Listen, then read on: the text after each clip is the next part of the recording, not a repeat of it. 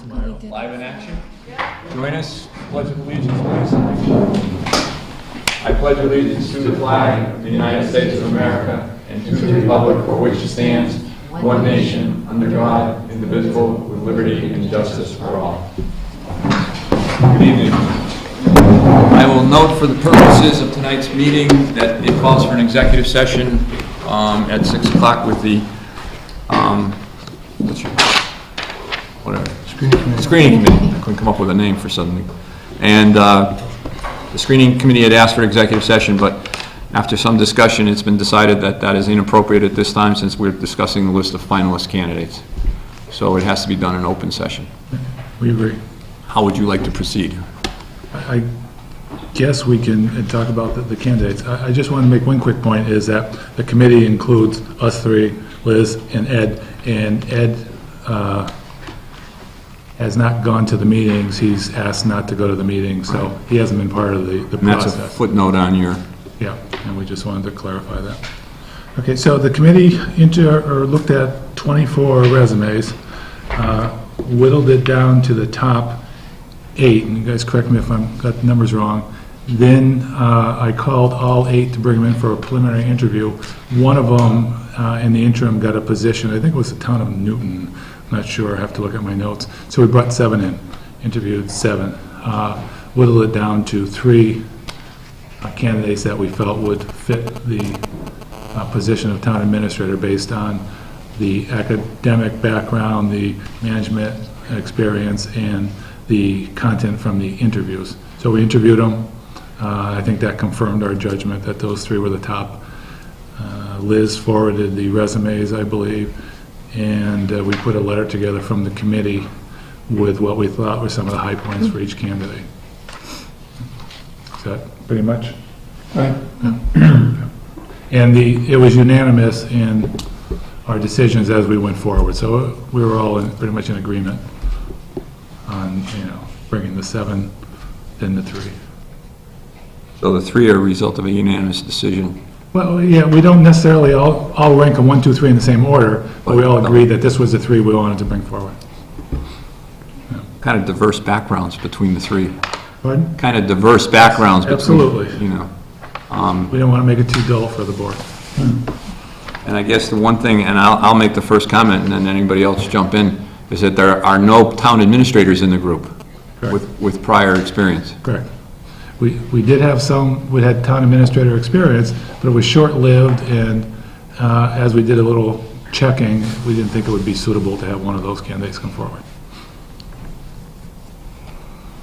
We wanted somebody that had some skills and potential, because we thought this, and when you look at the salary range and all that, this is a great stepping point for somebody in their career to bump up a step and come in and do work like this. You need a background, obviously, with it, but the salary range isn't somewhere you're going to attract somebody that's getting $100,000 now at one town to come here.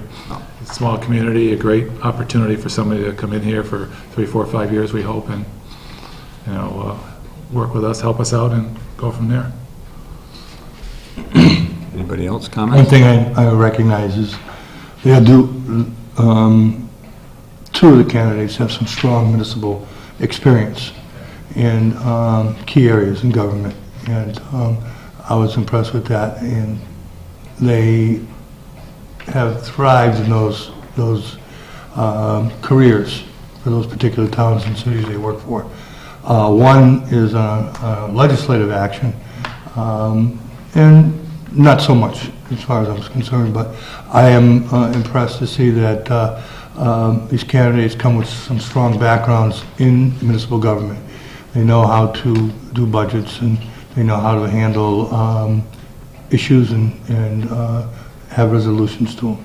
And all of them, we checked extensively backgrounds. We all did background checks. Not one of us did, say, one candidate, another did the other. We all kind of mixed it up, and we all came back with the same references. They all had very good, strong references. Of course, they don't get people that are going to say they're lousy, but it was consistent amongst all the references. And what else I would say? Can I add on to that? Absolutely. One of the positive things I thought was that when we were doing the reference checks, I think for the most part, everyone has heard from somebody who wasn't listed as a reference, and got very positive feedback for all the candidates. So it wasn't just the people listed on their resumes, it was people beyond that we spoke to. In the case of the person, Lynn, from Northampton, somebody on the committee, I don't know if I want to say who or not, knows some people over there, so a person was able to pick up the phone and say, hey, can you give me a reference? And those came back very popular, and those names weren't necessarily on the list. So it was all good.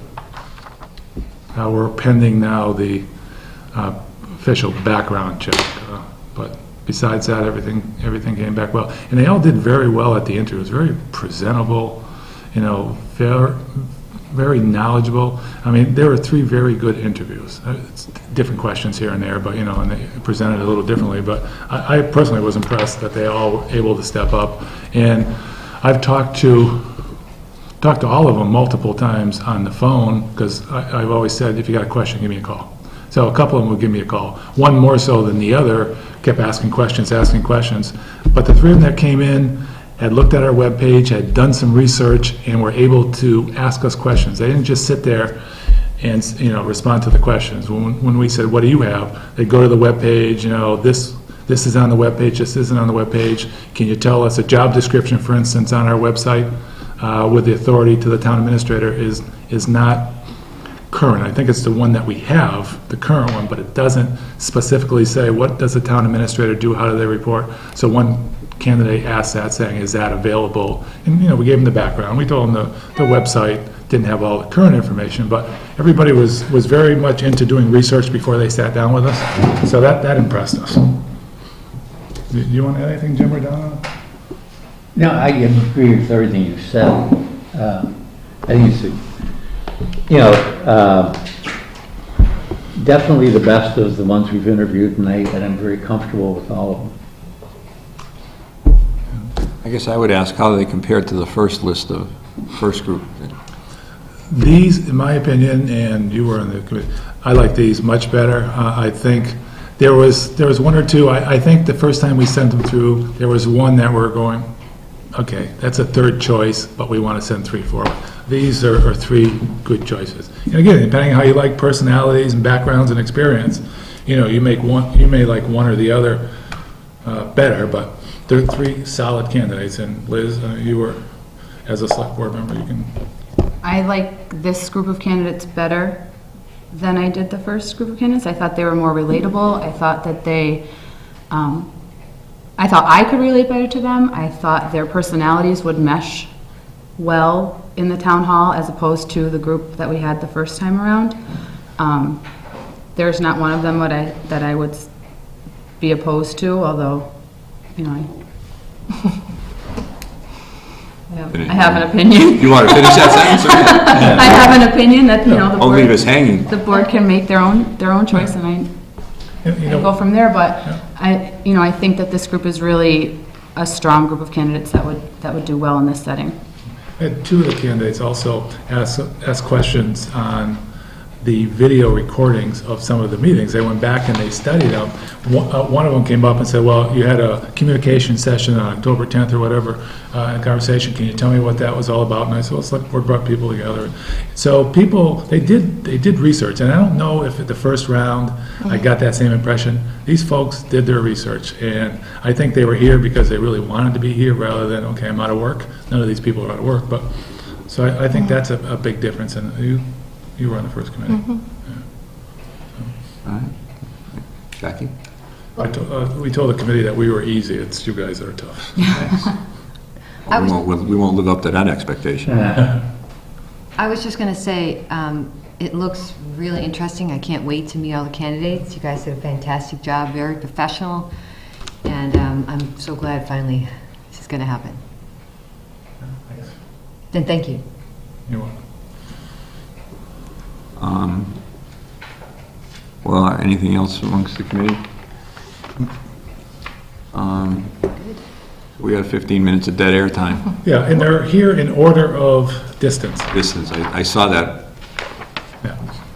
And with today's weather, I was wondering today, I was saying, I know. Is it? should we have sensible? At the last set of interviews, we had a set of questions.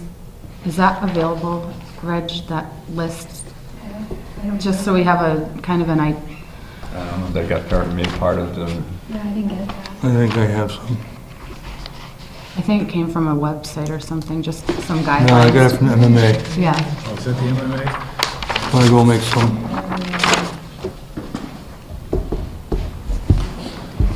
If we're just kind of idling, can you maybe, for curiosity's sake, give us an update on where the highway department job search is going? What's that? I'm just wondering where the highway job search, you're on that committee too? Are you on that committee?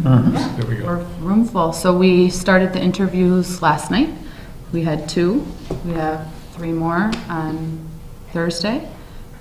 I think we have a good group, and we're moving ahead rather quickly, but a good pool of candidates, I think, and hopeful.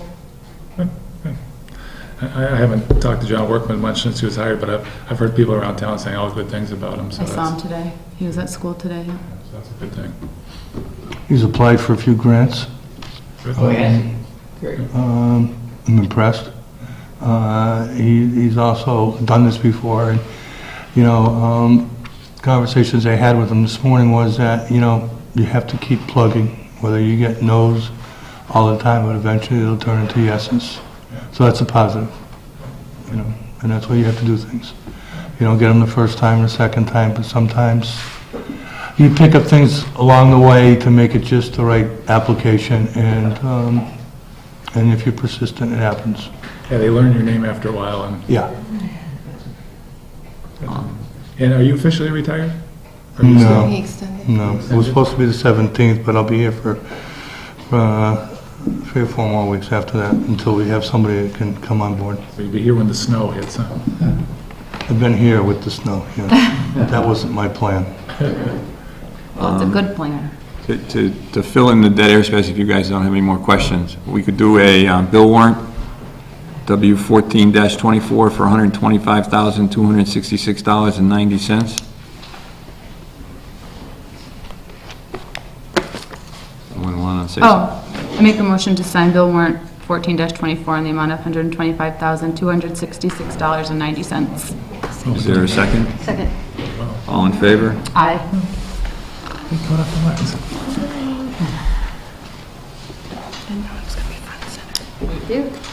I love it. Let's see what else we can do quickly. I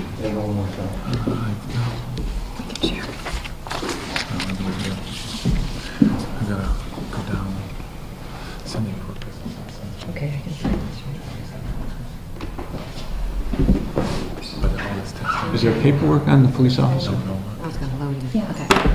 It's in your packet. In the signature packet? Yes. Questions? Oh, We have a auxiliary policeman who has, I don't see it in, It's oh, there. attached to the letterhead. We have an auxiliary policeman, I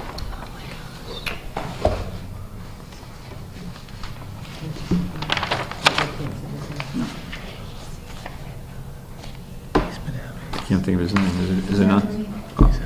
Zachary Boussier. Zachary Boussier, who's completing his training, and the chief would like to have him available as soon as he completes the training, which involves completing a written test. And as soon as he passes the written test, he can go on the streets as a part-time paid officer, which eliminates the chief backfilling overtime shifts. So he'd like to make the appointment effective at the time of his passing. He's completed military training, his police training was postponed. He's been able to continue police training nearing completion, which time will be ready to be appointed by the select board as a part-time paid officer.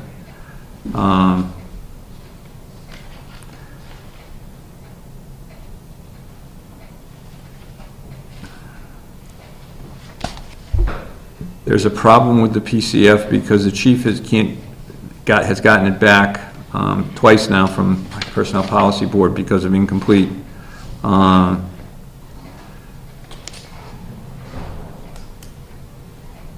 Is there a form in here for the appointment, or is it this just the? The form is for the PCF. This is the PCF? Yeah.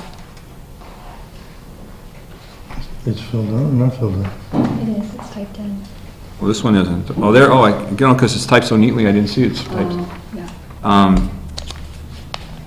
The chief called me with this, that he doesn't know, he submitted it twice, he doesn't know why it's coming back incomplete. The hire date is uncertain because as soon as the guy completes, he wants to put him on. So he's asking that we sign off on this,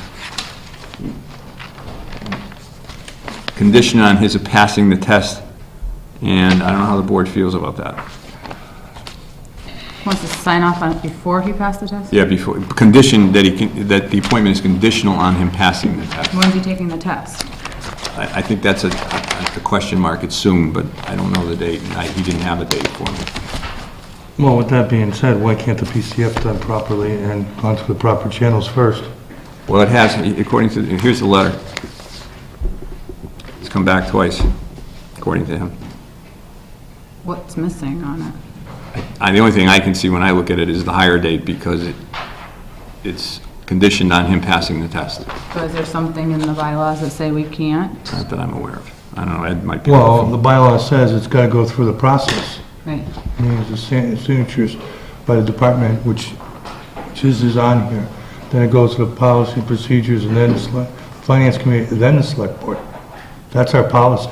So is it, why can't we just, if I had a date, I'd feel more comfortable. I just want to know why it keeps coming back. Have they written why? It's incomplete? It says 11/26/13 incomplete from the policy and procedures board at the top. That's all I got. Date of hire.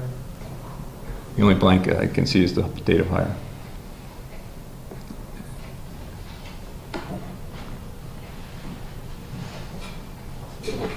Hourly rates down there. So is it safe to assume that he's not taking that test between today and next Tuesday? That I can't tell you, I don't know. The chief is, It doesn't say that in the letter. But, it doesn't say when the test. I mean, the chief wants him to be able to go on when he passes the test. But like anything else, we have an employee that's going to be paid on the records, and we don't have an approved PCF. We have to have an approved PCF. So I would say that maybe we find out why, mean- what's missing other than the hire date, and then, I mean, his name, his address is down here, it's got down part-time, that first section's done. It says date of hire, it hasn't been determined yet, it's just put date of hire, it's a check, but there's no inference information. They might want to have at least a ballpark date that should go in there. There's got to be communication between the chief and this board to find out what they're looking for. If it's gone back twice, you know, someone's got to talk to somebody. right. Why are we doing all the talking? That's all I'm saying. Well, the chief called with his frustration, so I put it before you to, he asked that the man be appointed. I acquiesced to whatever you want to do. I want the PCF work done. Well, I guess his question to me and to you then would be, what's missing? So there's a, There's no date of hire. All right, but how would you want him to fill that in? Let's put a little note here, don't leave it up to the outside people to figure it out. It said, we'll hire after he's written his exam, it passes a written exam. And that'll be determined by when he gets out of school? No, he's done, he's taking some written work, I think. Right. So down here, he's got the rate of pay, that's the hourly rate. Yeah. And he needs to send it to PCF. And I don't know why they're not signing it, and they should be talking to him, Can I see that, please? and vice versa. While we're looking at that, does the board wish to discuss the Parker and O'Grady, Michael Wojciechowicz, am I saying his name correctly? How do you say it? Wojciechowicz. It's like on the old Barney and Fife show. Yep.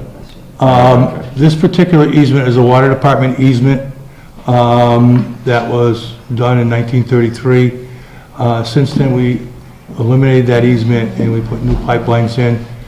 It came before the water commissioners. We voted to approve this release. The Board of Selectmen has to affirm that release. And we got another problem.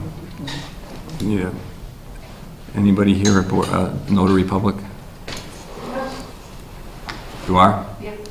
Would you mind notarizing this since it's not a regular night? Thank you very much. So I would take a motion to sign off on the, what is it, drainage easement, right? No, water line easement. Water line easement. And do you, girls, are ladies able to follow us? No, we were trying to. Well, I know. You guys, Sorry. moving right ahead. I'm trying to put as much into this meeting as I can. I know, but we have to have So an if I- we'll opportunity to finish look that. at this. So I would say that we need to find out, I think that they're probably not signing it because there's no date of hire. So at least if there was a test exam date that he could provide, that might move things along. I'll put it back to them. And then could I suggest that someone from each department call the other one and say why it's not filled out? Like, can there be a little communication, like, we're not gonna sign this because, and let them That's a know? fair statement. It should be, when they send a rejection letter, it should be something explaining why it's rejected. Yeah, not, because it's not complete, how about what's not complete on it? Right. This one's, Please a- complete all fields pertaining to the employee, reason for change in position, effective date, signature date, information. So I'm gonna say that it's the date of hire that's missing, but at least an estimate would be great. would you compose some sort of note and send it to him? There's a PPP, whatever you call that, tomorrow night too, so I'll, Policy. PPP. Well, you're on that now. I'm on that, so I'll Why make don't you sure. take that and try to resolve that? Okay, I can do that, sure. Back our way. All right, what we were doing when you ladies were otherwise occupied is we were doing the water line easement on Wojciechowicz, if I got that out correctly. And as Ed explained, the water department has already signed off, but Parker and O'Grady, a closing attorney on the other side, wants us to sign off also. Although it is a water department easement. It is, but in prior releases of easements, the water department would approve it, and the selectmen would approve the approval. Do you want us to sign it? So we That's need how it's done. So we need a motion to, So I make a motion to sign the water easement. is there a second? All in favor? Aye. Aye.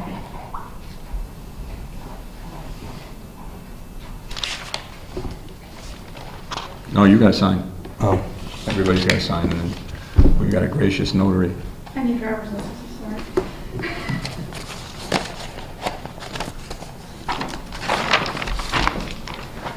Aren't you in? I am, but if I couldn't sign it, it'd be my own notary. You need mine too? Needs everybody's. She has to swear that, we have to swear we are who we say we are. Thank you.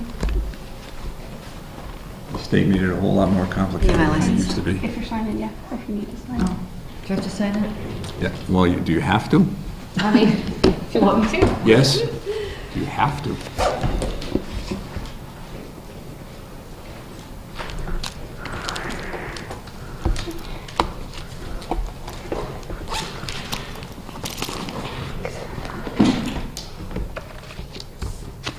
There's a separate one here that didn't show up on the... I didn't mark it on the agenda, but it does have to be read into the record.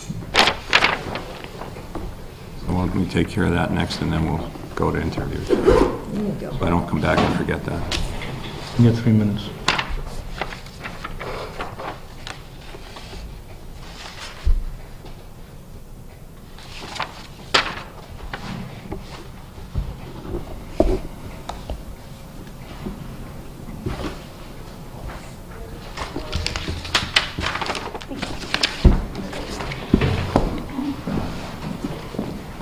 And while that's notarized, I'm going to read into a payroll deduction warrant, PD 14-23A, in the amount of $137.16. Someone want to make a motion?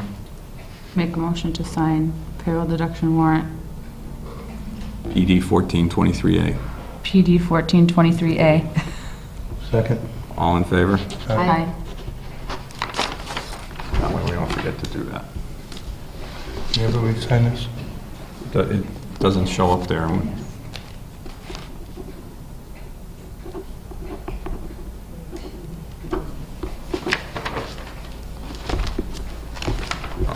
I can take those back if you're all done with them. I guess it's school. the documentation.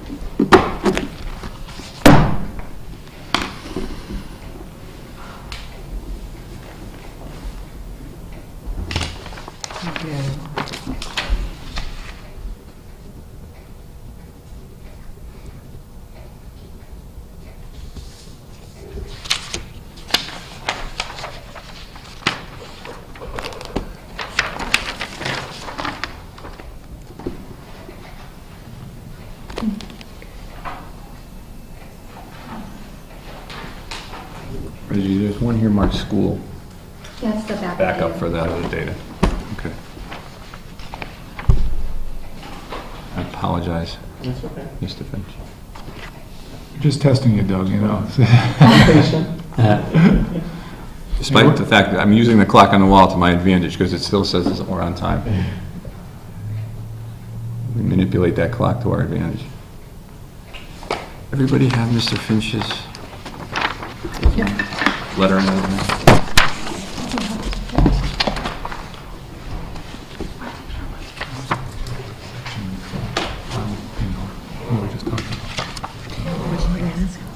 Oh, you know, I've asked them all, so.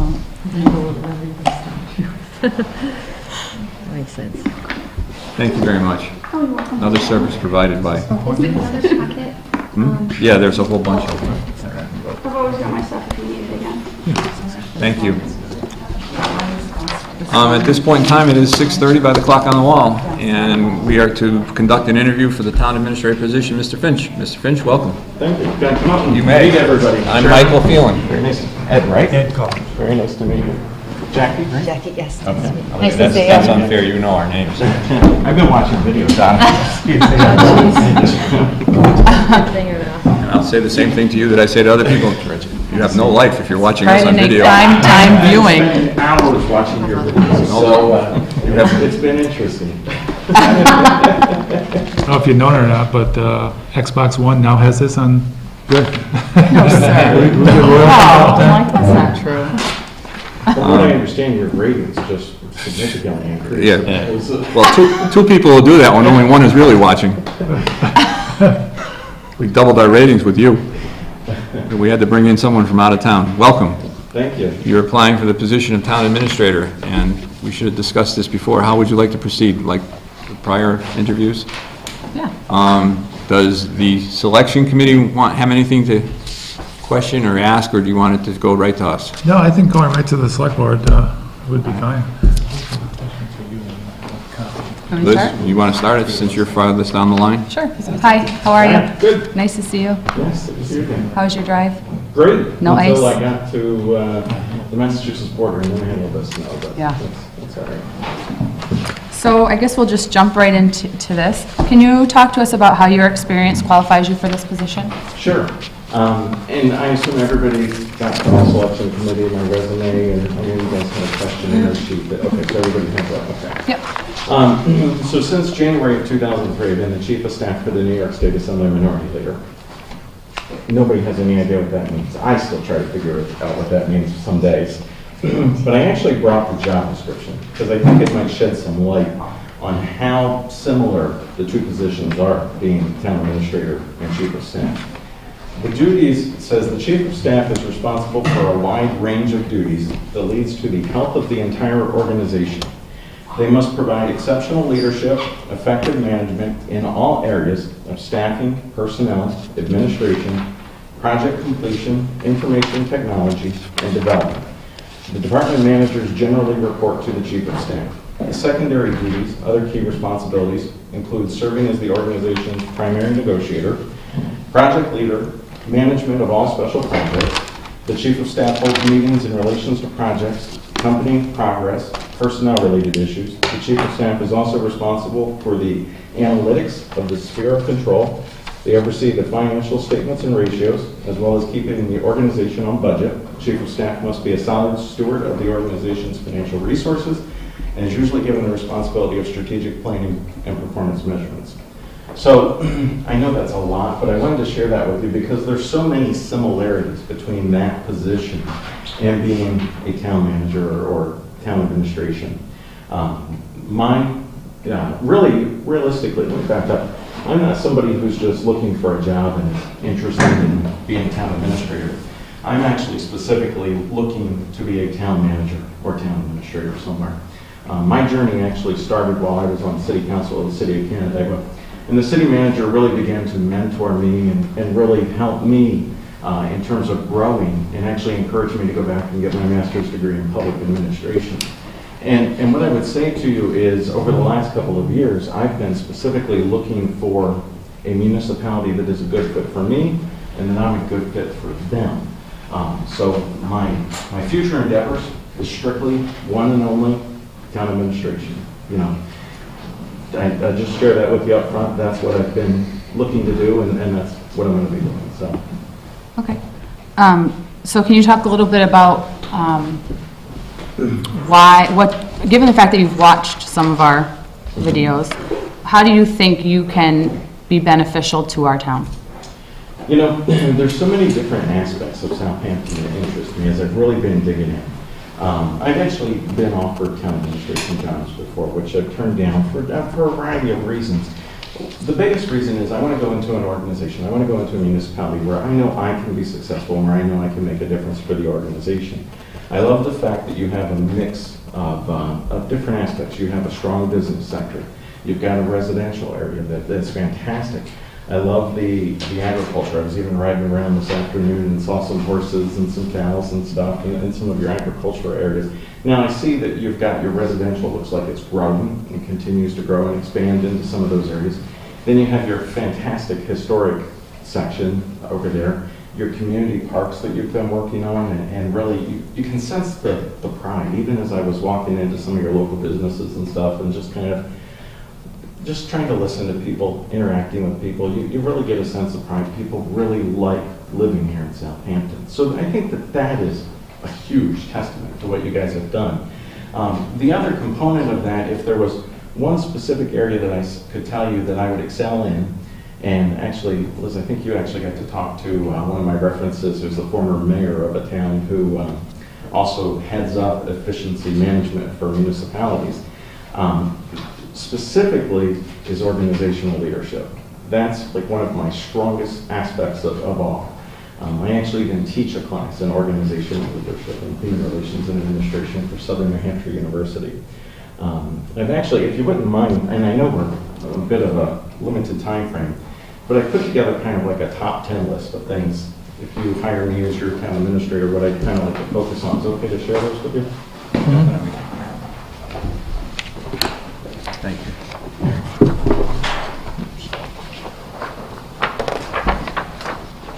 Thank you.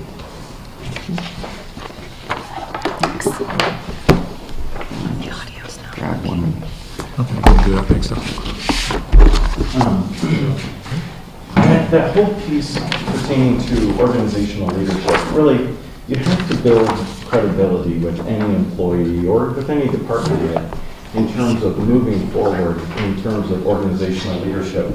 And one of the very first things that I would actually like to do, and again, this is a draft, and obviously it would be up to the select board to kind of set my policies in terms of what I would be doing.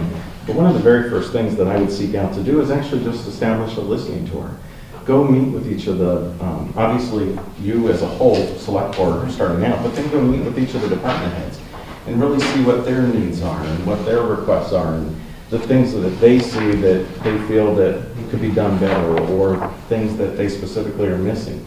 The same with committees. You guys have a fantastic committee structure in terms of your finance committee, your personnel committee, and you guys are really tapping into using people in the community, and I love that. And so going back to them, and then of course your stakeholders and your schools and your other community organizations to see what they feel would be important or ways that we could help them in terms of the town. So I kind of start off with that and starting out on that whole leadership piece. I don't want to ramble on here too much, but I just wanted to share with you in terms of a basic organizational leadership. That's kind of what I laid out here for them.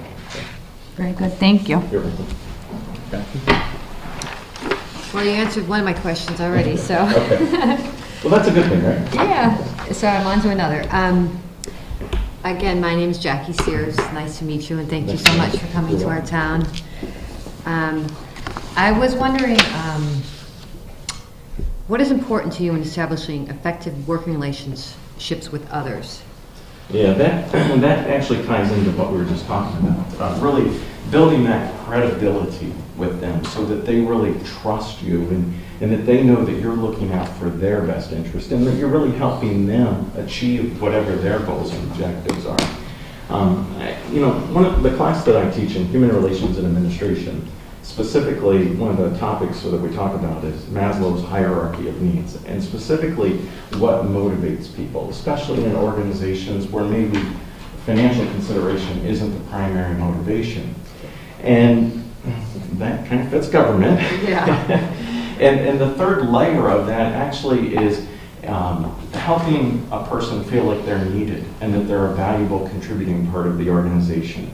And I think that that is so important, in particular in government, getting to the department heads and really listening to them, and even the employees in terms of, okay, what can we do better? And I mean, I've heard all kinds of things as I've been watching your videos and the different meetings and stuff. And I guess what I sense from a lot of what I've seen is a real desire for your employees and your department heads to work as a cohesive unit, but they're having trouble in that you're missing that point person right now in terms of who's going to help them work together and who's going to be the person to bridge those gaps and stuff. And so I think really to be effective at doing that first step in terms of what's going to be important with me is building that credible working relationship with them so that they really understand that I have their best interest also at heart. Thank you. You're welcome.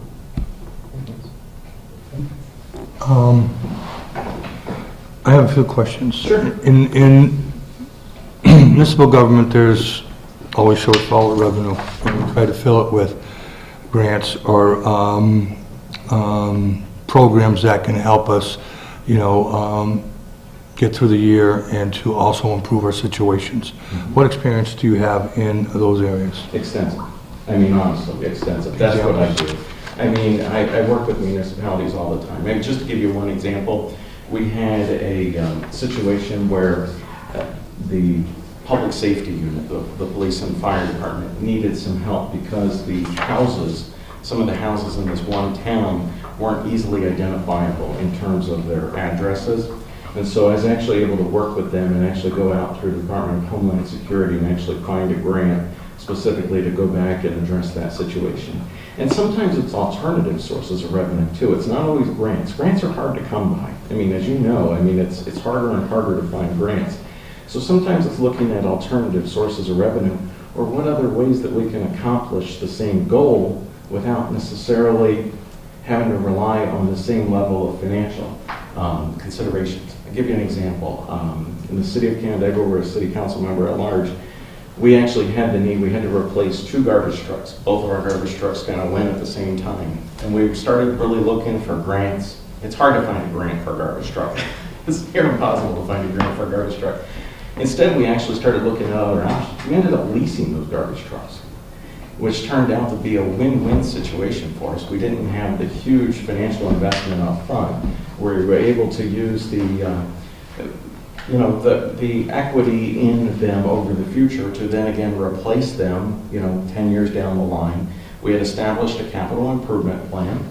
Part of the capital improvement plan included 5, 10, 15-year expenditures in terms of what our needs were going to be, whether it's garbage trucks, fire trucks, police cars, snow plows, garbage truck, or dump trucks, whatever the case. But we really got to a point where instead of always being reactive and looking for those grants and trying to plug the hole, we really were able to turn more towards a proactive situation. And I guess that's what I would say to you is, yes, I absolutely am willing to look at grants, look at community development block grants, and look for low interest loans, whatever the case. I mean, the bonds, whatever the case. But I also would have helped, I hope that I would be able to help you look a bit more proactively in terms of planning that 5, 10, and 15-year projects out.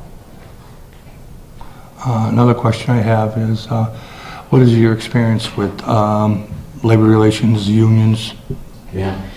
That is, and I'd be completely upfront with you on that. That's the one area where I haven't had as much experiences as maybe a seasoned manager who's been in place for 10 years or something. Have I worked with contract negotiations? Yes, I've worked with contract negotiations with DPW, fire, police. My direct experience has been up until the point where an impasse is declared, but then once you get to that impasse level is when we would actually bring in our legal counsel.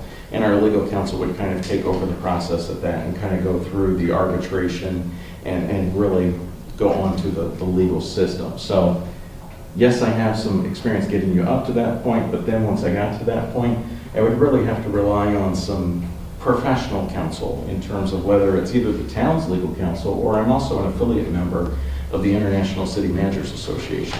And they have all kinds of resources that can help with those types of situations, and also with other city managers who have been through that, and they can kind of give some guidance in terms of that. I hear you in regards to your team leadership type approach, team concept. It works many times over and over very well, but there's times where you're going to have to make a decision, and your decision is final. How would you handle that? Well, obviously the first situation, the way I understand it, is that the town administrator, the employees and the department heads are reporting to the select board through the town administrator. If I understand correctly, the job description as it's kind of presented. So ultimately what I'm going to be doing is bringing options to you as a select board for you to be ultimately making the decision in terms of what you want to do. Yes, I mean, more often than not, it does work. I mean, so we could speculate about those instances where maybe it's not, but my experience has been once you start to make some real changes and you really start to fire up some different groups and committees, the people want to be part of something that's positive and that's really moving forward in a positive direction. And usually, sometimes you have a holdout and you just kind of keep working with that person, and hopefully eventually they come around. One of the things that I listed it on the list here in terms of a community or a weekly administrative report, also weekly meetings, leadership team meetings, where it invite the different department heads to be part of a weekly meeting where we could share information in terms of what's going on that particular week, whether it's something the DPW has going on or the police department or the fire department. So we're sharing information and really starting to, again, work proactively instead of reactively. I'm going to press you. Sure. I do think there's going to be a time in anybody's career where you have to make a decision.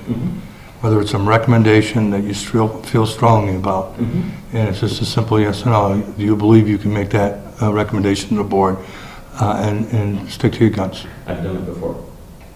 If I have to, I will. Okay. But last resort. Does that answer the question? That answers my question. Okay. Yours. Oh, okay. I just, cautionary tale, coming from New York, many years ago I was in the insurance industry and we went through this big long class and the fellow said to us, you guys from Massachusetts just forget everything you just heard because it doesn't apply to you. So coming from New York, whatever you may have over in New York may not apply over here. That's very true. I'm going to ask you to pose a hypotheticals to you. Sure. I'm going to say to you, hypothetically, on day one, you walk into this building and it is dysfunctional. No one's getting along with anyone. No one is communicating with anyone. No one is performing. I thought this was hypothetical. It's hypothetical. Well, let me say, you've seen our video. I'm posting it as a hypothetical. No names or faces are being used to protect the innocent. I'm asking you as a hypothetical, the building on day one is dysfunctional. The employees are not functioning as a cohesive unit, they're functioning as anything but a cohesive unit. My question to you is, what do you do on day one? What do you do on day 60? What do you do on day 360? And what do you do 5 years out? Sure. I've actually been in a similar situation, and that's why I know I can come in and make a difference. I've been in a situation where I was actually put in charge of an organization that was at each other all the time, and they really weren't working together, and it was a community organization made up of volunteers, 184 volunteers, and it's like, okay, you can't fire anybody, nobody's getting paid, so what do you do to really build the team and move forward? First step goes back to my step number 1 on my list, that listening piece. Go, first of all, day 1, build the credibility by helping those folks know that you really do care about them and what they're facing. But I am a firm believer in strategic planning. So as soon as possible, I would actually do a strategic planning session with them. Because strategic planning takes the emotion out of whatever the issue is. And you go through a strategic planning session and you're identifying, okay, common goals that we all share. And so, then you go through the little process of giving everybody the dots, and then they can all go vote on the board by putting their dots up next to whatever items.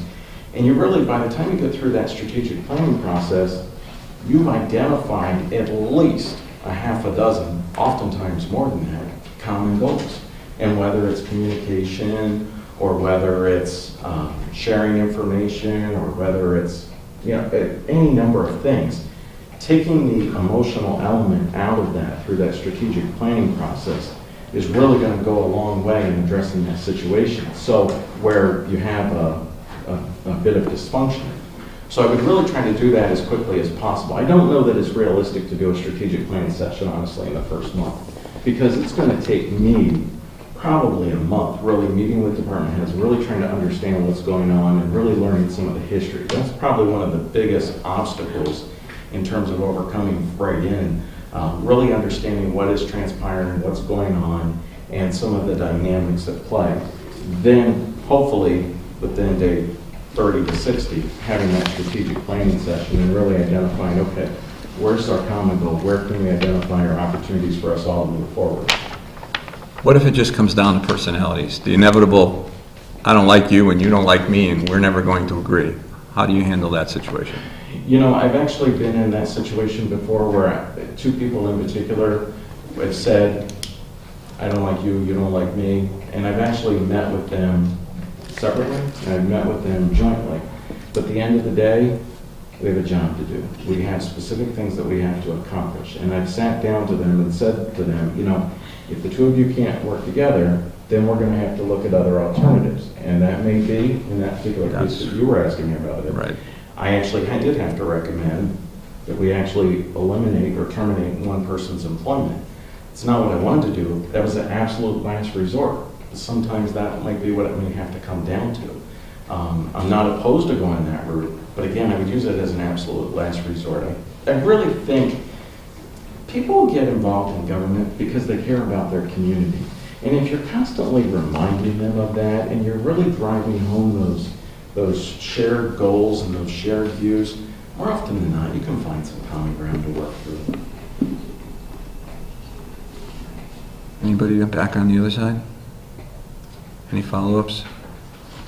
I want to remind myself, you are in New Hampshire, right? And so, It's confusing. I know. the job is here in Southampton, obviously, 40 hours a week, Monday through Friday, and what is your plan? Sure. Let me just go back and clarify that. So currently, I'm actually in the Finger Lakes of New York. Okay, right. And my wife is in New Hampshire. And so what happened was, I have had this goal for a number of years, specifically at town administration. And so I started actually talking to municipalities, specifically around the Northeast. Over the summer, it was just a coincidence. She was actually recruited to leave the Finger Lakes and actually move to New Hampshire and actually be the COO of a bank in New Hampshire. Now, actually, she has to travel extensively all over the state of New Hampshire, and they're actually talking about expanding to Massachusetts, but that's another story. So she travels extensively. So it's not uncommon. We're both very career focused. We're both very much, we don't necessarily need to be in the same place at the same time. Specifically, one of the things that really interests me, I would say, about Southampton, in addition to the other things, is the location. I'm only about 3 hours from where the house is that she lives. That's the address that I gave you. That's actually our official residence there. but like I said, she'll also be traveling. So my intention will be to actually locate right in the Southampton area. I actually was looking at some stuff just for rent to get started with. And honestly, that will also work out good for her with her traveling. So she would have some place on this end, obviously, when she's traveling too. So it's honestly, that's something that we're both very accustomed to. We're both very career focused. And so not seeing each other Monday through Friday, that's pretty standard for us. I know it's quirky, but it's pretty standard for us. As long as it works. Yeah. A Thank you. commuter marriage is what she keeps telling me. Use the word commuter marriage. I'm like, all right, whatever. May work out for I more give my than husband any ideas. maybe some more of us should adopt it. Jackie? I was just curious, if a program was to be introduced to the town of Southampton, and it was very complicated, and you needed to educate the board, what tools would you use? Say, because we come once a week, and a lot of us, we get email, and we are professionals, and we have a lot of things, and so Reggie's been great about putting them into a small, like, bullet form so that we can understand what the program is. How would you utilize tools? Would you use email? Would you have meetings? And how would you help us understand? Well, I love using email because first of all, it's a little bit more efficient than printing paper and then papers getting lost in the shuffle and et cetera. So I see you guys all have iPads too, so that's great. Yeah. So if it's okay to use email, then that would be my first preference. But that's never going to replace sometimes. We've got to have a face-to-face discussion maybe about a program where it's going to involve a little bit more detail or something where we're really going to have the discussion. That also doesn't replace picking up the phone and making some phone calls or answering some questions about whatever. The biggest thing that I would really, and that kind of goes back to number 3 in that list that I gave you there, the AR report. What I would foresee is actually you getting probably every Friday from me just a little administrative report talking about, okay, this is what happened this week, this is what's going on with DPW, this is what's going on with the fire department, this is what's going on with the police department, anything else, this program's coming up, or this might be an opportunity to talk about. The other thing that I would work with in terms of your agendas, in terms of pending items, putting right kind of somewhere on the bottom of the agenda or something so that you know that here's some items for possible discussion, especially if it's a slow night, or you never get those. I was just going to say. Yes. I was going to remind Jackie that we aren't supposed to be here every week. It's been a year, but it's really every other week. Yeah. And that's the difficult situation that I think you guys are in as a select board from what I'm seeing. I mean, you've been by de facto become the town administrator, trying to manage all the day-to-day stuff. And I think that, is it David? One day he used a phrase, we keep getting lost in the weeds, or we keep getting in the weeds with all these specific personnel issues. Yeah. Hopefully by having a full-time town administrator, I'll be able to address those things and just continuously keep you updated through our communication. Okay, and I have a second question that relates to that. A lot of times when we're up here and the audience is out there, whether via the camera and or in the audience, if we get people, we're lucky, they don't really understand sometimes what we're talking about because they don't see, our iPads, and so things go by. And I always tried to, especially when I started, ask questions so that people knew or know what we're talking about. And so how would you make it easy for the community to understand some of the programs or things that we're addressing? Well, that's one of the things that I currently do as chief of staff for the state assembly minority leader, is I'm always available to constituents to ask questions or to get more information. We actually have 126,000 residents in our district. Wow. So, I mean, I am no stranger to getting phone calls, emails, or people just popping in to ask about programs or different things going on in the different communities and stuff. Sometimes that involves trying to understand why a piece of legislation was introduced. Sometimes that involves trying to explain why certain people voted in certain ways. That's all part of it. And I was just trying to be very, very patient in terms of explaining those things as constituents come in and ask me. So, I mean, I would certainly provide that. Now, also, as part of this, I put on there, in terms of website Yeah, updating. that was my next question. And I think, honestly, I've actually struggled a bit with your website. I've been, I was trying to look at different minutes, and some of the minutes aren't there, and some of the times you click on minutes and it pops you down to like 2009. It's like, not for nothing, but I don't want to go back to 2008 or 9 right now reading your minutes. And so I was trying to get more recent stuff, and sometimes that was hard to find. And so I just think there's some room for improvements and make that a little bit more user-friendly, specifically for the community. Right. To go and specifically understand recent stuff that you're talking about. Mhm. Does that answer that? Yeah, that's Okay. great, thank you. Okay.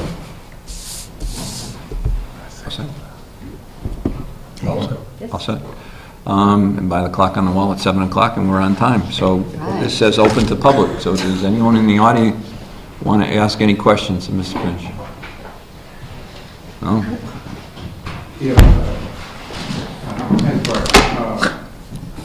Talk a little bit more about the strategic plan. Sure.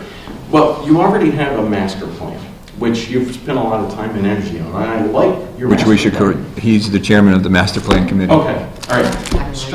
So it's not replacing that at all. A strategic planning session is really a tool that's used for identifying specific things in terms of our goals and moving forward. So actually, I like your master plan, and actually what I would hope is that some of the specific bullets that you've identified on your master plan can be included in a strategic planning session so that we can start to implement some of those. So it's not sitting on a shelf collecting dust somewhere. So it doesn't, the master plan is completely separate from a strategic planning session. A strategic planning session is, you can do it townwide with the select board, you can do it by departments, you could do it cross departments, and really it's identifying usually short-term goals for a year or 2 years, specific action items that we're going to work on that we can all agree on. Does that? Okay. Mr. Sheehan? Yeah, John Sheehan. Hi. Nice to meet you. Nice to meet you too. How many people do you supervise right now? I feel like I have my back turned to everybody. I apologize. So currently, in different capacities, as the chair of this one organization, I have 184 people that report to me specifically. As chief of staff for the New York... Is that the volunteer group? Yes, that's the volunteer So group. they're volunteers. I'm talking about paid employees. Paid employees, currently I have 6 as of right now. Now that number has ranged from 6 to 15, but that includes department heads. Department heads which then have a whole multitude of people. All in all, we have just about 200 people that report up through the conference to us. Okay. Now, we had the hypothetical questions, Yes. it's a textbook theory. Mhm. Could you give me a real life example of a situation? It's no organization, works like a Swiss watch, right? Sure. There's always problems in every Sure. organization. Sure. Can you give me a live example of a situation that you dealt with as, the supervisor? Specifically in terms of the situation like what I was talking with Ed about in terms of... Yeah, there's a dysfunctional situation with one or more Yep. employees. I had a specific employee, I don't want to give a name, No names necessary. but a specific employee that I actually spent the better part of 8 months working with that employee, roughly 8 months, in terms of really trying to, as a female, trying to coach her in terms of trying to get her engaged, and went so far as to relook at job functions to see if there were other strengths. I'm a firm believer. I love people. I really do. And so sometimes I feel that, maybe we have the bus and we have all the people, but maybe the people aren't in the right seats on the bus, so sometimes we have to move them around. I did that with her specifically, trying to really help her get re-engaged and really trying to bring her into the organization. In the end, it didn't work. And we both knew it wasn't working. And we went through the process. We ultimately went through the official process of 3 write-ups and really corrective counseling and identifying things. At the end, I actually ended up just saying to her, I think it's best if we're going to part company. And actually, I think I shared this example with the search committee too. She ended up coming back to me a year later, said, it's the best thing that's ever happened to me. It wasn't a good fit for me. Sometimes that happens. It's just not the right fit. She ended up coming back to me. She found another job that she was much happier at and just better suited at. Vicki?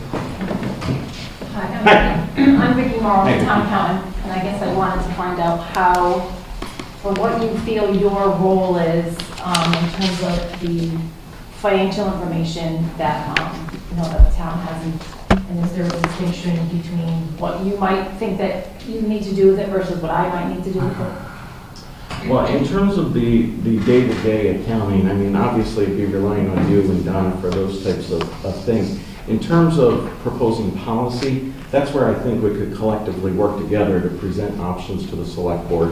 One of the things that I'm very concerned about, honestly, with you as a town in general, is the fact of your bond rating that got degraded, from what I understand, right? Am I correct in that? That has huge fiscal implications for you for the future. One of the things that the International City Managers Association, and I apologize, turning my back to people here, but one of the things the International City Managers Association actually encourages is fiscal policy, specifically pertaining to undesignated fund balances, which you guys call free cash, your stabilization accounts, and that sort of thing. And really, again, proactively having those policies in place so that you have specific goals that you're meeting, and then in turn, then your auditor, when it comes in and does your annual audit and everything, then they start to see those, and then that helps you get your bond rating back.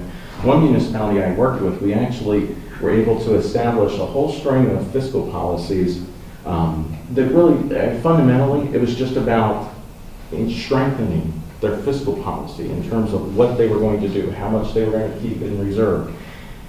Through doing that, their bond rating was actually upgraded multiple times to the point that it was, I think it was a AA. And then they had these fantastic bond rates, which ultimately save the taxpayer dollars. So it would not be a situation where I would say to you, we need to do ABC. It's more in terms of working together, what policies, what deficiencies currently exist, and what policies could we propose to the select board to address those. That's your question? Okay. Anyone else in the public? John, if you got another one? If no one else has a follow-up, I have a follow-up on this question. Yes. Now, if anyone else has different facts, please jump in. I'm going by a newspaper report, real case situation here in town, where a department head wasn't filling out financial forms, right? The accountant, called him on it. He refused. The board took no decision. What would you do in a case like that? And please jump in with any details that he should have about the situation. Going from the newspaper report, I was really taken back that there was no decision because, in my prior life, I acted as an administrator and worked with many organizations in this area. And one thing we required was independent audits and correct financial procedures for every organization internally as well as our own.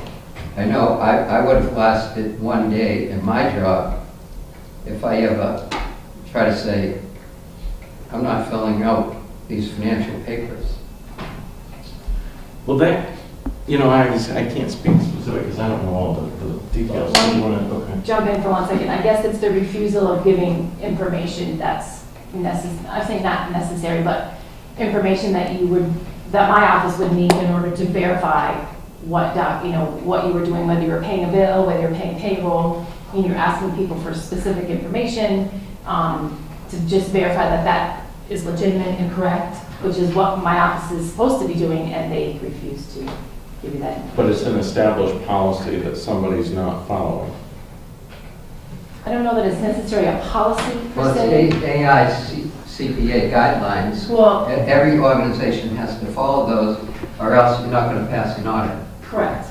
First thing an auditor looks for is follow the money, and if there isn't a paper trail, Correct. the auditor cites it in Correct. the audit, and you don't pass the audit.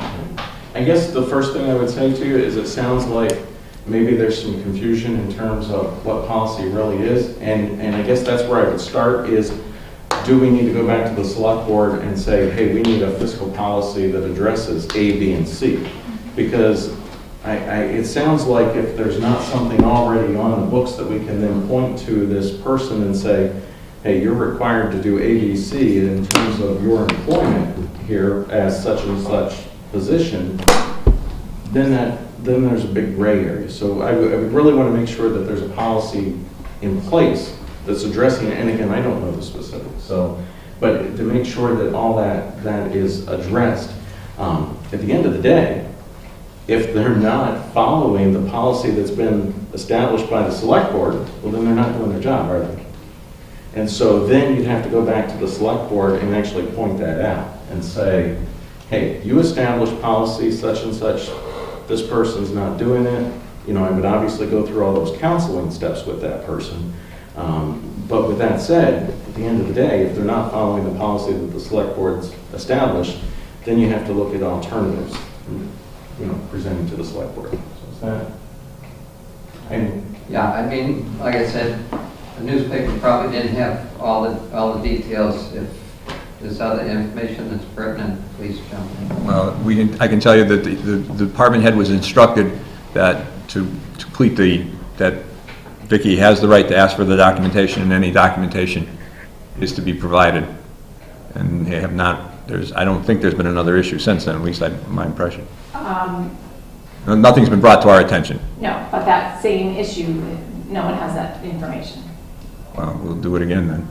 But it's my knowledge. I haven't asked for it again, but I don't know if policies and procedures ask for that.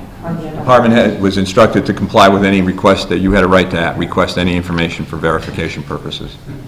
And I was not aware of any other issue that I came haven't up. asked for anything, so. The answer to your question, John, is there was a directive issued that the department head was to comply with any request she made. And in fact, I went to town council, who verified that she had the right to ask for any information. There was no legitimate reason to deny that information or refuse to give it.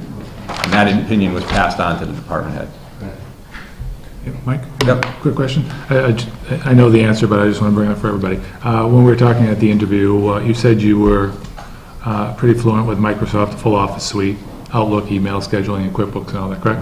Yes. Okay, so you have a good comfort level with all that? Very, very comfortable. Oh, okay. Stuff I do on a daily basis. Now, I'm not sure, what is the software we're using for your department? SoftWrite. SoftWrite? SoftWrite? Okay, you're not... You know, vaguely. I've seen it, but I'm not fluent in it. Okay. But the Microsoft Office Suite... I'm very, very comfortable with computers, so I'm sure. Okay, thanks. Anyone else? And I guess I just want to make sure that we're all on the same page, and this is a town administrator appointment, not a town manager appointment, which I refer to as an administrator herding cats, because as you said, everything comes through here for a final decision. Right. But you do what you do through the strength of your personality or the force of your personality, as opposed to any subjective authority that you may have. That is correct. But I also, and I'm glad you brought that up, because I also have a question for you. The job description specifically, and I guess I'm interested in your interpretation, says department heads and other employees report to the Board of Selectmen, but through the town administrator. So I guess I would put that right back to you and say, I would hope that you as a select board are coming to me as your town administrator first before... Yes, that's a personal opinion, but I would look around the table to make sure. Okay. Yes. Okay. You're kind of the funnel, the neck of the funnel. Right. What goes in and out goes Right. through you. Right. Okay. Yeah. Anyone else with any questions? Anyone? Ed? No, what's that? Anybody? Thank you. Thank you. Okay. Enjoy your drive back to the Finger Lakes. Nice to meet you. Nice meeting you. Nice to see you. Good seeing you, Dave. Okay, take a break. Take a 5-minute break. Good seeing you, Dave. We'll take a 5-minute break on the audio. At least you have the D right.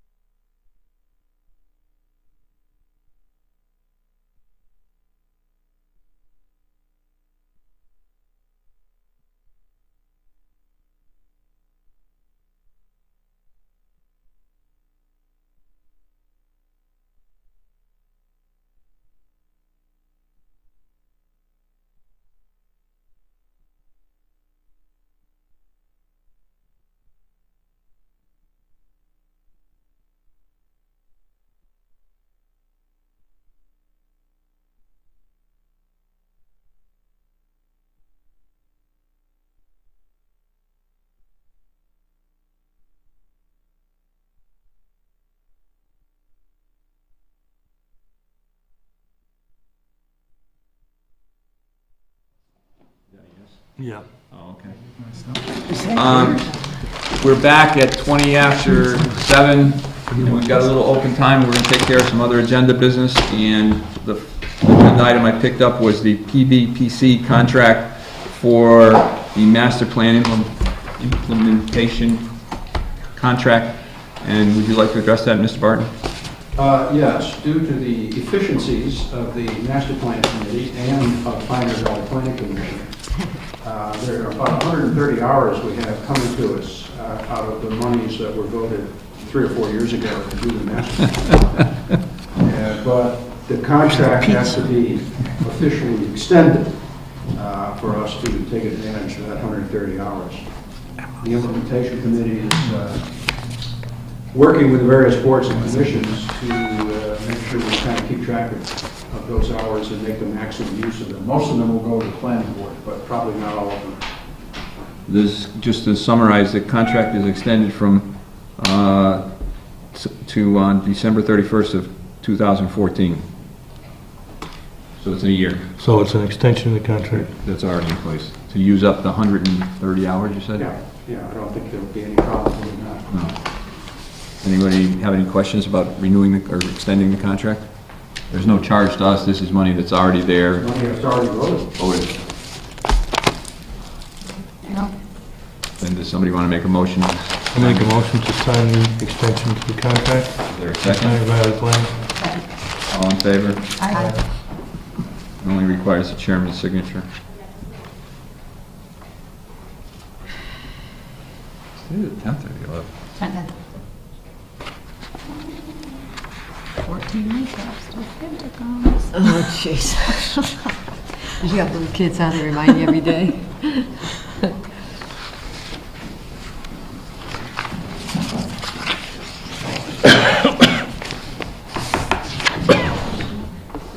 That's done. Next, let's see, what else can we do? You had a whole bunch of meeting minutes from last time. Do we have any extra ones on this? I didn't put them on. You didn't put them on, no, but we have all the ones. I have the one from Friday. Yeah, it's From- still in your packet. Right, that's from last week's meeting. Does anybody, have they had a chance to look at those? No. Oh. This would be, The minutes from what meeting?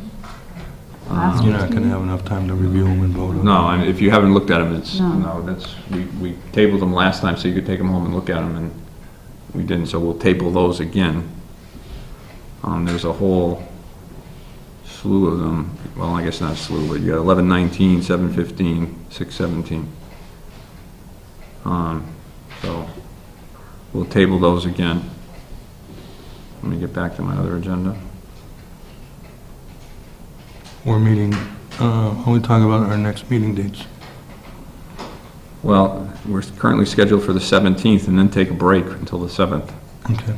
But you want to start talking about the, did I hit everything, Reggie, except for the town meeting, special town meeting?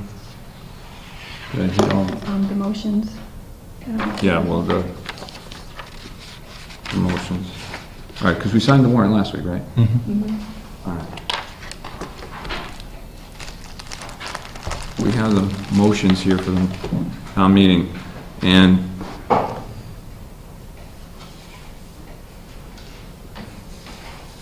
think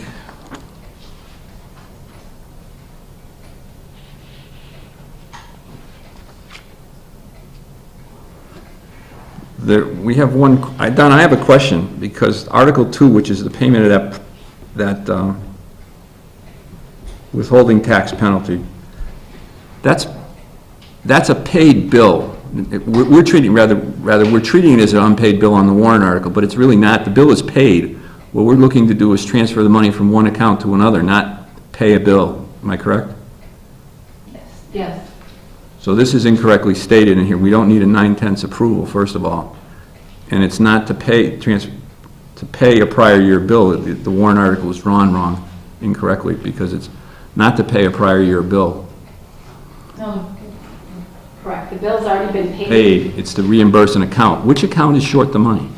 It's not short. We can't pay bills out of a liability account. What happens is we take money from people's paychecks withholding for taxes, put it in this account, and then we pay it out. So the account should be zero. So there's a debit balance in this account because we paid a bill out of it that we don't, there's no extra money that's in this account. to pay Right, the there person. shouldn't be, but we paid it out of the We withholding. paid it out of the withholding. And normally what happens, it should come out of the tax collector or treasurer's expense line.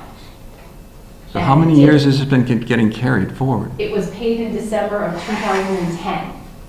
So So it was FY11. so this has been running as a deficit for at least 2 years then, this account? 3 years. 3 years.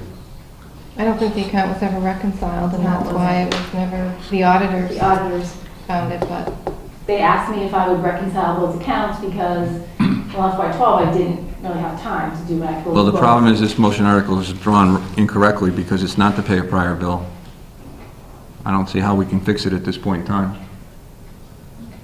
Is there a way we can transfer to the reserve fund into that account? I would think you could, but that's your question. Maybe Well, if we're just trying to zero it out.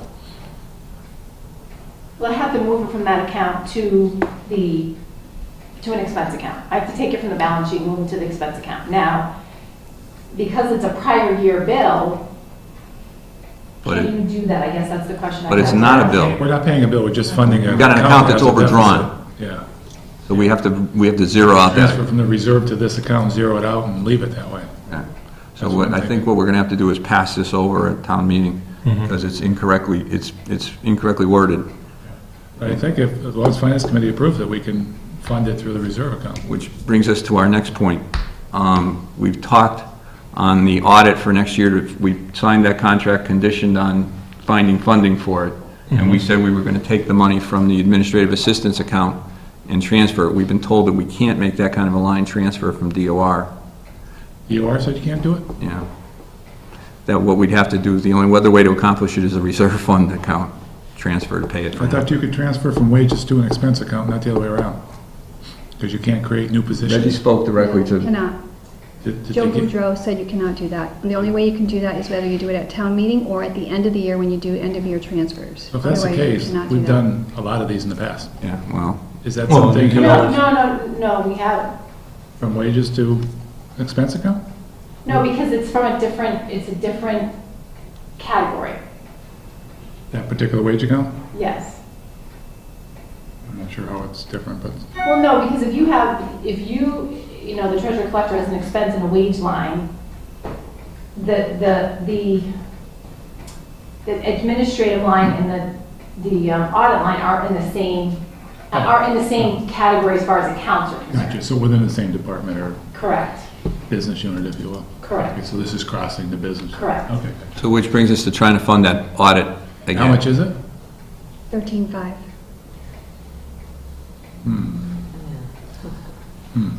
Ball's in your court. Not really. Well, we've got a conditional contract and we've got to try and do that audit. But why can't you just, I guess, save that money in that administrative line till the end of the year? Yeah, well, it would normally go into free cash at the end, but we're trying to get the The audit accountant would done. reconcile it at the end of the year and, you know, the pluses and minuses. Well, like we always- you're talking 5-6 months away anyways. We're trying to get the audit done. Well, do they need to get paid now, or how long is the audit, will the audit They take? haven't done the work They yet. haven't done the work yet. So They how just long, want to know there's funding available. We got to have funding available before they'll go forward. and how long will the process take for the audit? Is it months long? I think they want to see the money in the, pay the auditor account. The auditors want to see that?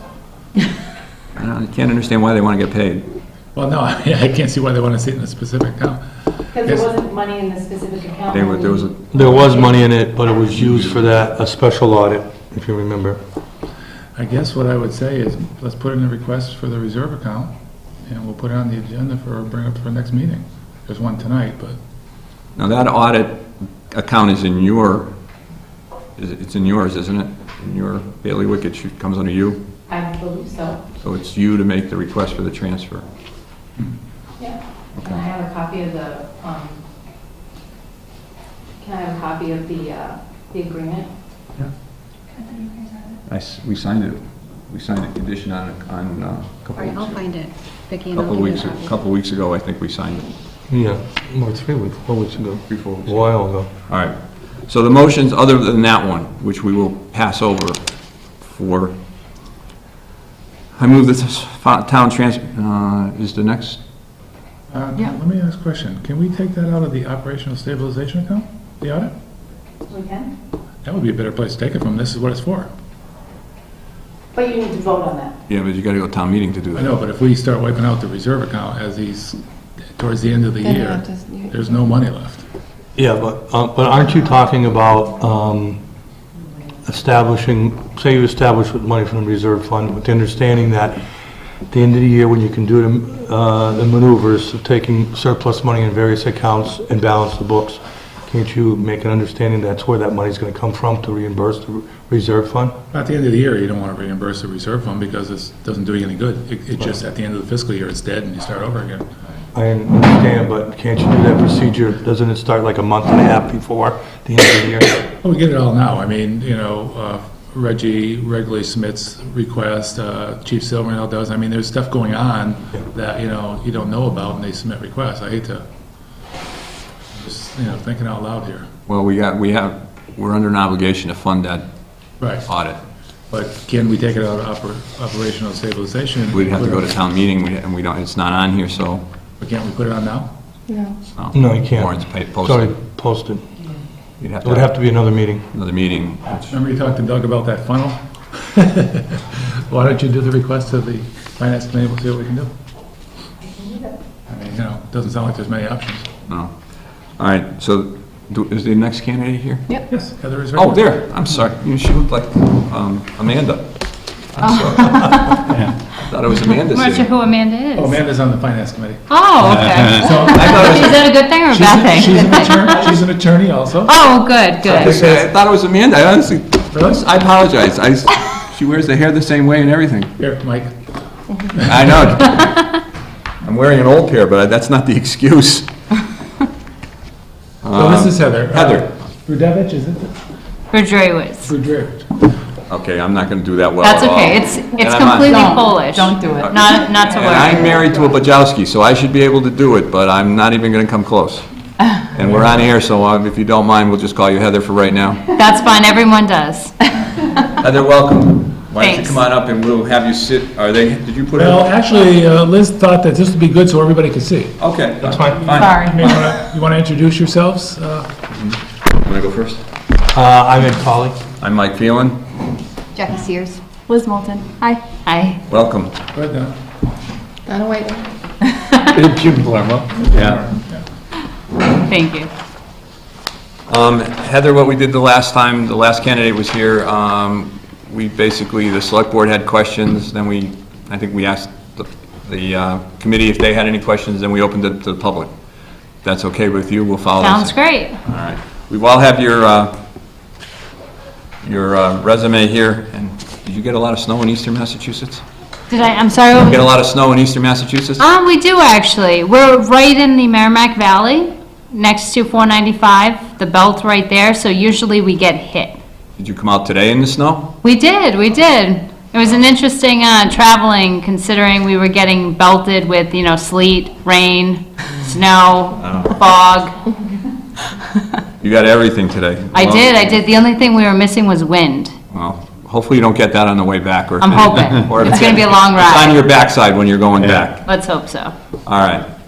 Jackie, or not Jackie, Liz. I'm doing well. Hi, nice to see you. Hi again, Liz. So I'm wondering if you can talk to us a little bit about what experience you have that might qualify you for this position. Sure. As of right now, I am the acting city clerk in the city of Haverhill. We actually have a population of about 60,000. Population's very large, but we do pretty much everything in the city clerk's office. I do voter registration, running all of the elections, all of the vitals. We do city council, license commission. What most cities and towns have in several different departments and offices, we actually have all in one. My previous boss actually retired back at the end of July. Since then, I've actually been in charge of the office, and we are very short-staffed. There's only 3 of us that are there full-time. So a staff that used to have, or an office rather, that used to have 8 people, we're down to 3, and we do everything. So between managing 2 other people and getting everything done the way it's always been, making improvements as we go, changing processes as a team to make things work and run smoother as we need to, improving, keeping up with technology, working as a group to figure out what we need to do. Also working with the public. That's what we do in my office. I work anywhere from, with the ages of 14, someone comes in, they need a birth certificate, and they don't have the materials they need to get one. We find a way to make it happen. We work with families who come in to amend records. We work with large populations during election time. We have poll workers, about 126 was our last count. So every year during election season, we actually had 3 elections this year, special in April, June, and then our regular election for our local candidates in November. We have training sessions. We have our regular training session, and then since I've been there, I've been running special training sessions with this population. It's really interesting to work with the poll workers because you get to work with anyone from the age of 18 all the way up to 90. That's our range. These folks are fantastic. They have different backgrounds. Some of them have a high school diploma. Some of them have doctorates. So it's really cool to see what they bring to the table. And it's really interesting to gear my trainings so that they work for everybody, so that everyone's included in the information that I'm providing, and also make sure that everyone gets what they need and make sure everyone feels included. As a team of the poll workers and myself, we've actually worked on amending the processes, amending the training materials over the past couple of years, and we have a very strong program at this point where I've been told many times that people feel confident to go into the polls, even if they're brand new, they've only done this once or twice, and they feel like they can run the election as a warden or a clerk based on the information and the training that they've had. My background at the city clerk's office is just a start. I've worked in the city of Haverhill as a volunteer and leading different organizations and different groups. I've done several years with Haverhill's Bright Side, which is a community service organization. We do beautification. We also do environmentally friendly programs. The biggest program I've run is Haverhill Goes Green, which we've done 4 years straight. And we have anywhere between 50 and 100 volunteers that I help coordinate, train, run the whole program, including several vendors. We also do Winnie Kinney Castle in the city of Haverhill, which is another nonprofit that I've run several events for over the past several years. And in addition to that, I actually run 2 different Girl Scout troops, and I'm the service unit coordinator for Girl Scouts in the city of Haverhill. I don't really have a lot of free time. I like to make sure I'm engaged in the community that I'm in, and I'm also giving back as much as I can. I feel like my community's given so much to me, I want to make sure I give back. I've also learned so much over the years when I was younger from Girl Scouts. And I feel like I've learned to be a leader from Girl Scouts, that I try to help the new generations coming up to get that same experience. And that's what I've been doing. I've been an active leader since I was 18 years old. So from the time I graduated high school and I was in college up until now, that's what I've been doing. I've had several troops. I probably at this point have worked with over a variety of 100 different girls. So it's pretty interesting to see that happen as well. Based on all of my experience, I've worked with several different populations. It's interesting to see my day. Sometimes I start out the morning with a population of, working with an 80-year-old woman who needs help doing something, training poll workers in the afternoon, about 100 of them doing a presentation, and going to a Girl Scout meeting with 7-year-olds at night. I'm very diverse. I'm very adaptable. I just keep moving. I'm very good at working with the different populations and also working with different materials, whether it means putting together coloring books in the evening, whether it means putting together materials during the day for poll workers, whether it means putting materials together for a city council meeting during the early morning hours, whether it means putting together materials to meet with several different departments to work on license commissions and our 304 inspections, which we've totally renovated in the city over the past couple of years. That's what I do. So you talk a lot about being a leader with the Girl Scouts and making changes and being a leadership role in the clerk's office. Can you kind of describe what your leadership or management style is, and maybe how those people would describe your style also? Sure. I'm very adaptable. I don't think I have one particular leadership style. It's more so it depends on who and what the population I'm working with is. Everyone's different. Every individual is different. Every group you're working with is different. Everyone needs something different. I'm very good at being able to figure out what someone needs, what someone's strengths are, what someone's weaknesses are, and to work with that. I have 2 women who work in the office, and they've been there many, many years, longer than I have. And they've never really liked it much there. They've never really been that productive. The past couple of years, we've worked really hard together. One of the individuals in particular, she's very smart, she's very good at what she does, but she's never really felt like she's been part of the team. So over the past couple of years, we've worked on the city council agenda together when we changed the process to make it electronic and using PDF and having attachments so people can click on them online and actually see what's going on with the city council agenda. We've worked as a team, and she's invested in that teamwork. And because of that teamwork and working as a team on other things, in addition to that, she has actually become more invested in the office. Her productivity has gone skyrocketing. She's happy to be in the office every day. She's willing to actually ask if there's something else she can do. There's another individual in the office who she's just not invested. She doesn't really want to be there, and sometimes there's just not much you can do about that. So you work with what you have. So what we've done over time is, at the beginning we tried, okay, well, let's try the reward method. Well, that didn't work. Let's try the consequence method. Well, that didn't work. So let's just try taking things day by day, step by step. We've tried to-do lists. Those work really well.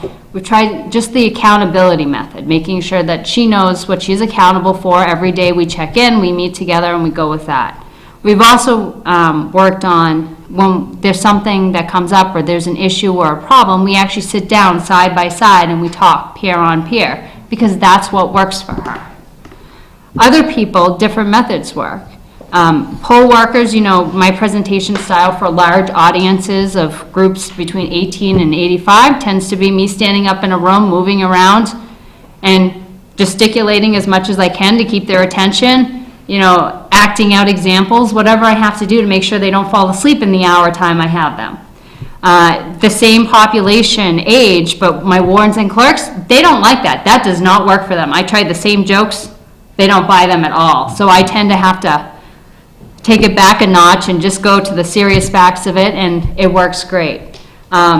Reprimanding and stuff, it's the same thing. Sometimes people respond to the reward method, some people it's the consequence method, but generally they'll tell you, no matter who you ask, that I'm a straight shooter. I will tell you, exactly what I'm looking for. Everyone knows exactly what I expect. Even my Girl Scouts will tell you, Miss Heather is very strict. You can't run. Safety is #1 priority. You can't run in the building. Outside, we can run. You can't run in the building. But otherwise, they have a ball. And it's because I have parameters and expectations that everyone's aware of, and everyone participates in coming up with the expectations, that things get done. Thank you. You're welcome. I was wondering, what techniques have you found to be most successful in assisting local government officials establish and implement long and short-term range goals for the community? So when I've worked with my community and coming up with different goals, it pretty much has to do with what they want to do. So you have to figure out what they're working on first before you can come up with a tactic to really tackle that problem. And it really depends. It depends on the group you're working with, and it depends on the problem you're tackling. It's my favorite answer. I use it all the time, and it's the most legalistic answer you can come up with. It depends, but it really does come into play here. Depending on what the problem is. If they're trying to figure out, say, okay, well, productivity is down. Okay, well, why is it down? What do we think it's down? You have to take a step back and look at things. My #1 step that I generally proceed with pretty much in anything I do is observing. If I'm not sure of everything that's going on, I observe. Then I research. Then I talk with everyone, and I like to bring everyone in to the problem-solving stage, because when they invest in the decision and they invest in the solution, it's likely to get done. People are more likely to move forward with something when everyone has a stake in the matter. So the key thing to community-based solutions is actually having people have stakes in the matter. So if you can find something, you know, even if it's a huge community problem, okay, we need to build a new fire station, for instance. You have to make sure or find a way to get everyone in the community, or as many people as you can, behind that matter. Okay, well, why is it important to Sally? Why is it important to Joe? Why is it important to the neighbors down the street? Why is it important to the neighboring community? There's got to be a reason. But first of all, like I said, you observe, figure out what's going on, and then you do some research. What have other places done? What has worked for other areas in town? When is the last time this has actually happened? And then you go from there. You bring everyone in to see what they have. Maybe someone has a great solution already, and we just don't know about it because they haven't been brought to the table yet. And then at that point, once everyone has a stake in the matter, more people you bring in to have a stake, they're more likely to invest and stay engaged. All right, well, I'll have a follow-up for that. Okay, so say, for instance, there's a program that you're trying to get established in the community. Yep.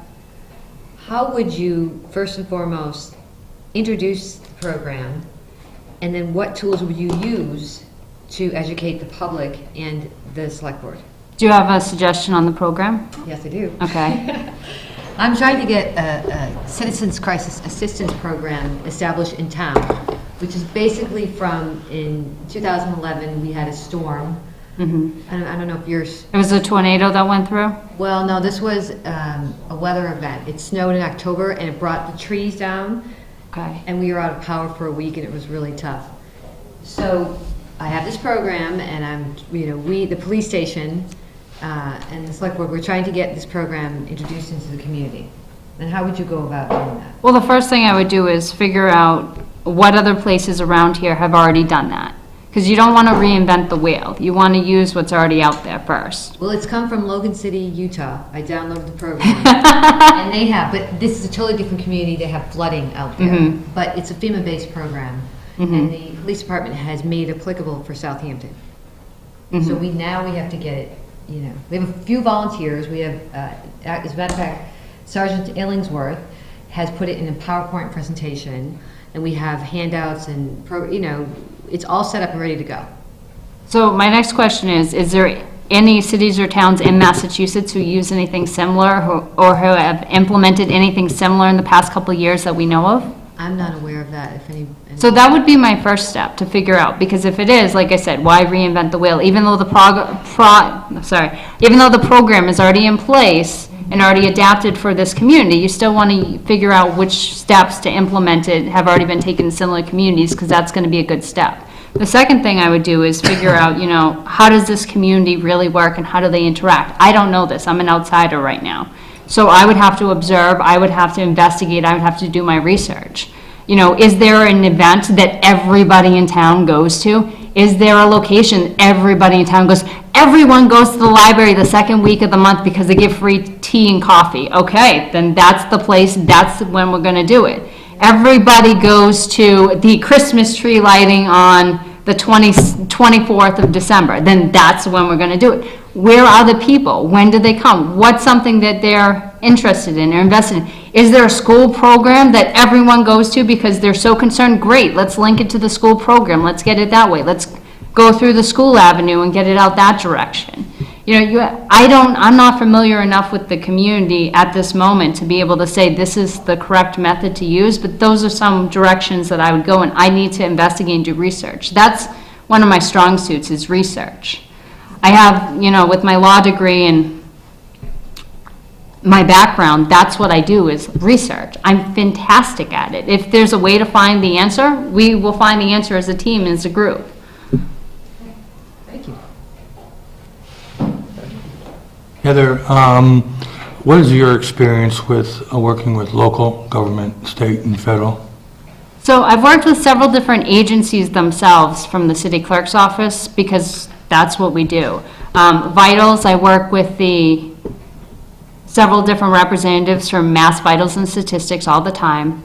Elections, I work with Howie, Bridget, help desk people pretty much every week with any issues we have with elections relations. ABCC, Alcoholic Beverage Control Commission, I work with pretty much the executive director, Ralph Sacramone, and many of the investigators themselves. Unfortunately, I haven't had the exposure or the opportunity, rather, to work specifically with a lot of the congressmen. It's just not something that comes to my office at all. I'm really good at establishing new relationships and making very strong relationships. At this point, what I've always done is whenever I have a question, I go to the agency that I have a question with and I talk to them directly. Like Office of Campaign and Finance, I talked to the gentleman there named Jason. He's fantastic. He's one of the top guys there and he knows all of the answers. Or if he doesn't, he finds out for me. So that's where I go. So I've been able to avoid having to go to the congressman because I go to the agencies themselves and we work it out. In your current position, I'm sure you left, interpretation is left up to you quite a bit. How do you verify your interpretation is correct? So if I'm ever confused or concerned or I'm ever in doubt, I always verify with whoever's rules I'm interpreting. So for instance, if it's, something election related, I'll call the election division down the Secretary of State's office. ABCC related, ABCC. So whoever's in charge of it. If it's something the city council gave me to do, then I'll call the city council president to start with them. And that's how I'll go from there. If there's something the mayor's asked to do and I'm not sure what he means, I'll go and talk to the mayor and say, what were you looking for in this case? I don't know how much experience you have in this area, but what kind of dealings have you had with unions and non-union personnel? Well, almost everyone in almost anyone in the city hall who is not management is actually a union member.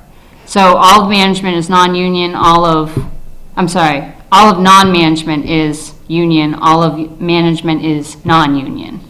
So there's been many lines drawn over the past couple of years over that. I haven't had many experiences dealing with the union itself, other than I've had many conversations and many meetings with the union reps over a few of the employees. For disciplinary actions or? Yes, we've tried to avoid disciplinary actions, so they were usually just conversational settings. In your assessment of Southampton, I'm sure you've done some, how have you evaluated this town to be in regards to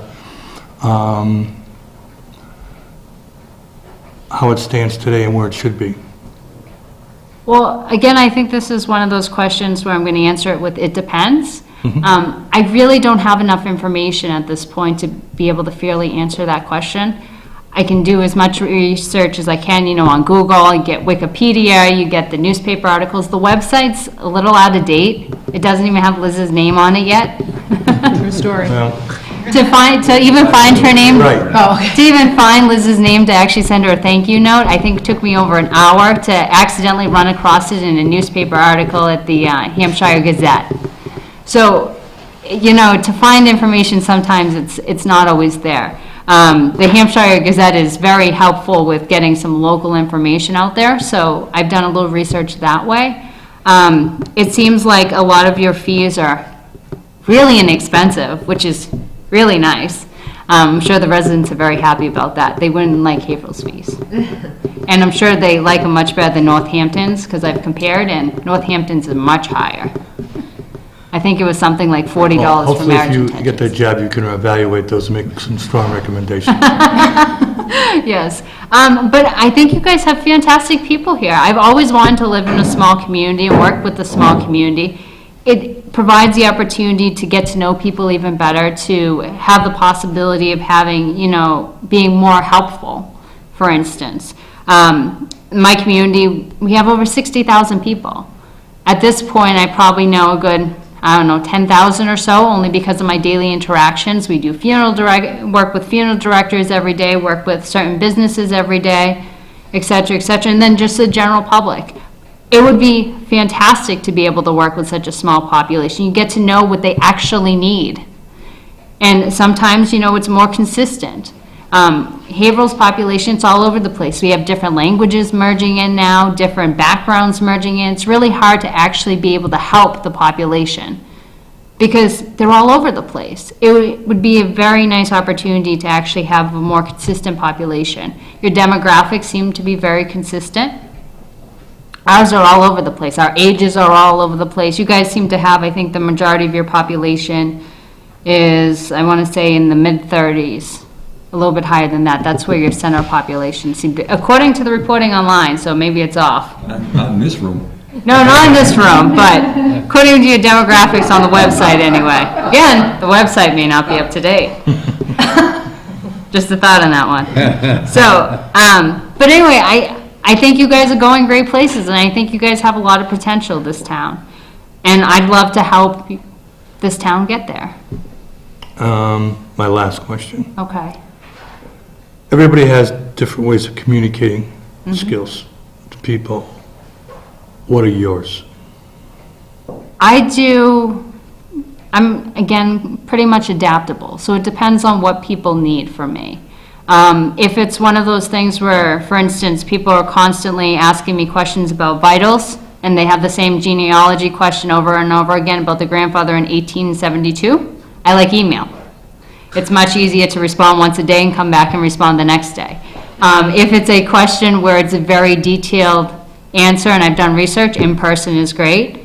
And otherwise, it's really up to the individual communicating with me, what works best for them. When I've done large organizational projects in the past, what I've always done is, whenever I've assigned tasks, I've always kept track of them in Excel sheets or using Access database, and then I've been able to report back the following week and follow up. So as far as reporting to the select board goes, it really depends on what works for you guys. If there's a method that is already in place and it works great for you, then that works. If there's something else you had in mind, we could try that. Or if there's, no preference on your end, I like Excel sheet and Access database and email. Well, my comment for those questions are, I like to see follow-up, not just emails, follow-up to make sure it's understood. The urgencies are established, follow back, comments are to be addressed, and also to make sure the individual got the email. Some individuals, they only have a monitor at their office, but they're out in the field 10 hours a day, and they might go home, and they don't see these things. What I'm looking about your style is that if you know the message is not getting through, will you use other messages to get the message and the information you need to get a determination made? Oh, absolutely. I don't know if you guys have Outlook here, but on Outlook, one thing that I use a lot at the office is actually alerts for when someone actually has read the message. So it's a way to track. So if you're at home and you don't have access to your work email, and I've sent you a message, and it's been, say, 24 hours, and I see that you still haven't read it, I can then know to follow up. I don't know if we have that capability. Okay. 'Cause I don't. The two old guys at this end of the table don't know. Hopefully we'll be gone before you, Get that on your typewriter. You need a computer. Thank you. Anytime. Oh, the other one, one question. How many precincts do you have? We have 21. That's a big duty. Yes, it's 21. We have 6 poll workers at each precinct, and last election we had 9,700 people turn out to vote. So you make that circuit every day? Actually, last election was the first time I actually made it to every single precinct that day. It was exhausting, and I missed one. Thank you. You're welcome. your population is only 10 times what ours is. Yeah. We're barely 6,000 people. And it's only recently the people that have exceeded the cows. There was a time when there were more cows than people in town. And I think when I first came here. Now we've gone the other way. Thank you for coming out on such a nasty evening. Oh, anytime. But I'm going to pose a hypothetical to you. I love hypotheticals. And the hypothetical has to do with some issues. And the first issue is that the first day that you walk into this building as our new town administrator, this building is dysfunctional. people are throwing grenades from one office to the other office trying to get things done, which is usually not very successful. The explosion usually wipes out any hope of getting anything done. And my question to you is, as a new administrator, walking into a very dysfunctional building, how would you handle it on day 1, day 60, 1 year, 5 years? Well, my first question is, are those literal or figurative grenades? Metaphorically, I think. Metaphorically, but you might want to get fitted for body armor before you come. Okay, my answer to this is pretty much the same as I believe I gave the committee back at my initial interview back on November 4th. And you know, the first thing to do with any new situation you walk into is you have to observe. Perhaps observe for a shorter period of time if the grenades are really flying. But nonetheless, you're still going to observe the situation, see what's happening. Try to figure out, you know, if you can get to the bottom of it quickly. And then probably very quickly within the next day or so, have a meeting with all the department heads and see what's going on. After that, you know, start establishing relationships with each of the departments and sit down one-on-one. What's happening in your office? What's working, what's not working, and why are we throwing grenades is probably a good question. Why are things not going smoothly? Well, do you have any suggestions for what's not going smoothly? Is there anything I can help you with to help it go more smoothly? And obviously reporting back to the committee and also, or rather, I'm sorry, the select board, so that you guys are on top of everything, you know what's happening.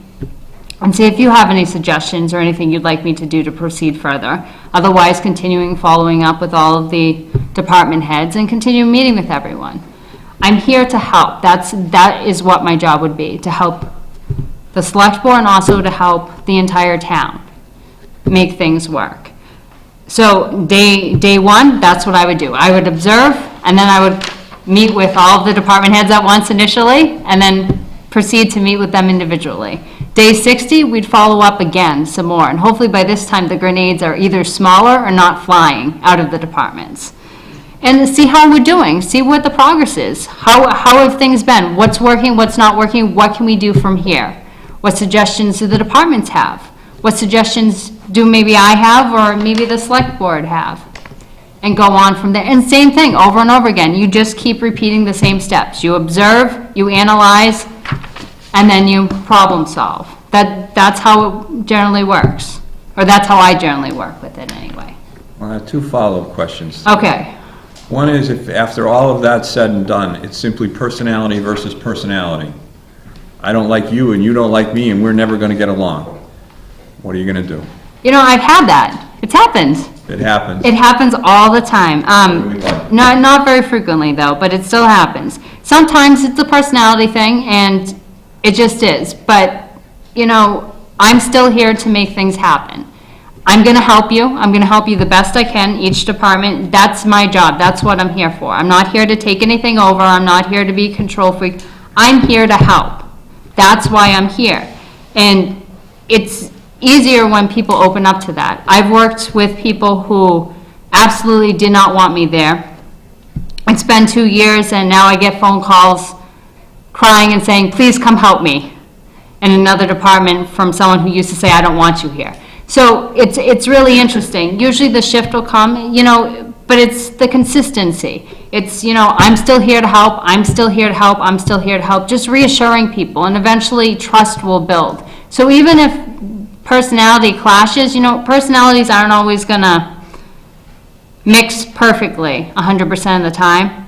You know, 90% sometimes is the best you're gonna get. But you're still there. You're still establishing trust. You're still saying, listen, I know we may not get along, but I'm still here to help. If you need something, I'm still here to help. I still want to work with this with you.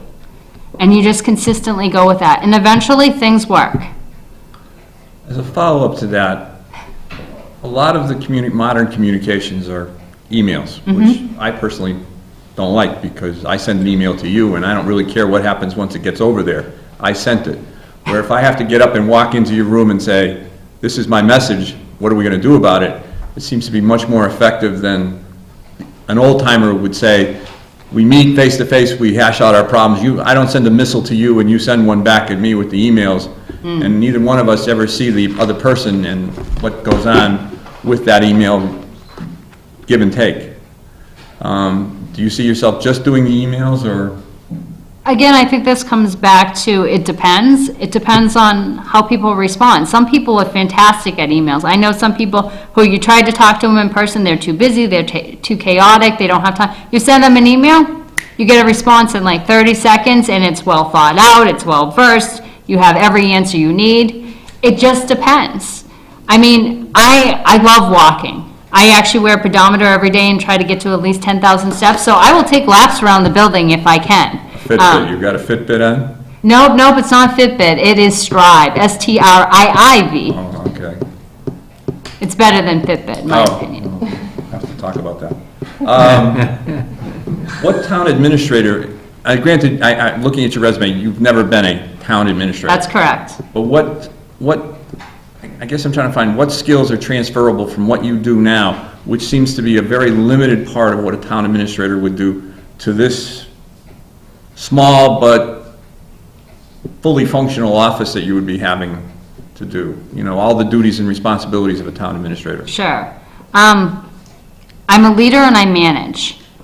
I'm helpful with organizing. I'm great with problem solving. It's what I do in if you want to think of it in a smaller capacity with only one office with large amounts of tasks and 60,000 population to oversee, as opposed to the smaller town of 6,000 department heads and other groups. I organize, I lead, I problem solve. It's what I do in every compartment of my life. The only reason I've never been a town administrator is because I've never had the opportunity. It's a step up from where I am now. It's something I aspire to do. It's something I aspire to be. And I believe that I'm qualified to do so because of all my past experience, even if it's only as the acting city clerk, only as leadership in Girl Scouts, only as volunteer in several organizations running multiple events over the years. I have the experience. I have the know-how to do this. I have somewhat of a small question. What's the significance of your email address? Oh, I've had that for many years. It's The Ambitious Dreamer. I've had that since, I want to say, I started, probably even before I started law school. So it's just The Ambitious Dreamer. It's my personality. It's who I am. And one other question. You mentioned a 304 inspection when you were, did I misunderstand you or something? No, it's 304 inspection. It has to do with license commission. We work closely with the fire department. They're required to work with the building inspector to actually conduct 304 inspections for Section 12 licensees who hold alcohol licenses. Okay, much more sophisticated than we are. Well, they're required by law to have it done. In order for them to get their liquor license renewed, it's actually right on the bottom of the liquor license renewal form. It says you must have it in hand in order to renew their license, along with their liquor liability insurance. And it must be done the month of November, or signed in the month of November, anyway. I think we'll go back for the board, or the committee, rather. Now, you're also an attorney in Massachusetts, right? Yes, I am. You do a lot of pro bono work for, remind me, was it the... It's immigration I do pro bono work for. I usually do about 1 or 2 cases at a time, and I picked up those cases after I was an AmeriCorps volunteer attorney down at the International Institute of Lowell for a year. And you still continue that? I do. I do a lot of naturalization cases, green card cases for refugees and the like. Anybody else on the committee? Any follow-ups from our board? So you live out in Haverhill, and obviously the job is out here in Southampton. Liz, I love commuting 2 hours and 20 minutes. I would do it every day. I would love to relocate. I've actually looked into the communities surrounding here, and they're very nice communities, as well as Southampton. Finding an apartment that allows animals, not as easy. Becky? Cats or dogs? I have a turtle. Oh. He's actually a painted turtle. He's a Chrysanthemum picta depicta. He's an eastern painted turtle. He is about 5 inches long. I've had him for this year, in April, will be 16 years we've been together. Tattoo dog. So, but I'd like to get a dog. Yeah, golden retriever would be nice. Needs to be able to walk a lot. One second. Any follow-up? You having problems with a turtle? People let you rent with a turtle? Well, you know, a lot of them say absolutely no pets. Oh. Okay. And then you have to, you know, argue, debate, and it's just I guess we're all at this table had turtles and goldfish at one time with our kids, and we never thought of that. Well, you know, the tanks are much larger now, much more elaborate. I have 2 lights for it. I'd be concerned if it was a boa constrictor or something like that. You wanted to bring it to Or a a meeting. snapper. No. John, did you have a follow-up? Yeah, just a couple questions that we had asked you at the interview. My understanding is you've been involved with local grants, behavioral, cultural grants, and similar. Correct? That's correct, Okay, yes. so you have some experience in grant writing? Yes, Haverhill Cultural Council, we've done grants a couple of different years for the Haverhill Goes Green project. Okay, and you help prepare the city clerk's budget, and you work with the city auditor preparing city budgets, and review with the mayor? That's correct. Making changes and submission to the city council? That's So correct. you've gone through the budget process, the finance end of it. Do you have a comfort level there, or? Very comfortable. John, a follow-up on my part. What's the city or the city clerk's budget in Haverhill? How much is it? Yes. I do not remember at this moment in time. We are whipping through our election monies. We just changed the process of how we do various things. We ended up saving a lot of money. We used to hire a moving company. Actually, you know how we have 21 precincts? We have those large ballot boxes and automark machines. We used to have the moving company come and actually move those, which cost us about $4,000 each election. I worked it out with the highway department and school department, so highway would pick them up and deliver them all to each of the locations and actually set up all of the materials for each of the elections, so we no longer have to pay that $3,000. So we just saved $3,000 in the budget. We've been doing that for 20 years. But we only have one piece. Well, I guess you don't have to worry about storage and commuting it, do you? John, done? No, thank you. I have no questions. Public questions? John? I had a snapping turtle. They look prehistoric, like dinosaurs. Yeah, but I lost them. This was when I was growing up, and I used to take them out for a little walk. And one day I was, hot summer day, sitting against a big tree in the shade, and had my turtle just walking around me, and I fell asleep. When I woke up, he was gone. Oh, no. I had him for 3 days. John, what was his name? Speedy? No, that's my turtle's name, actually. My sisters were happy, though. Used to keep him in the bathtub. Oh. I'm going to ask you a real-life situation. Okay, shoot.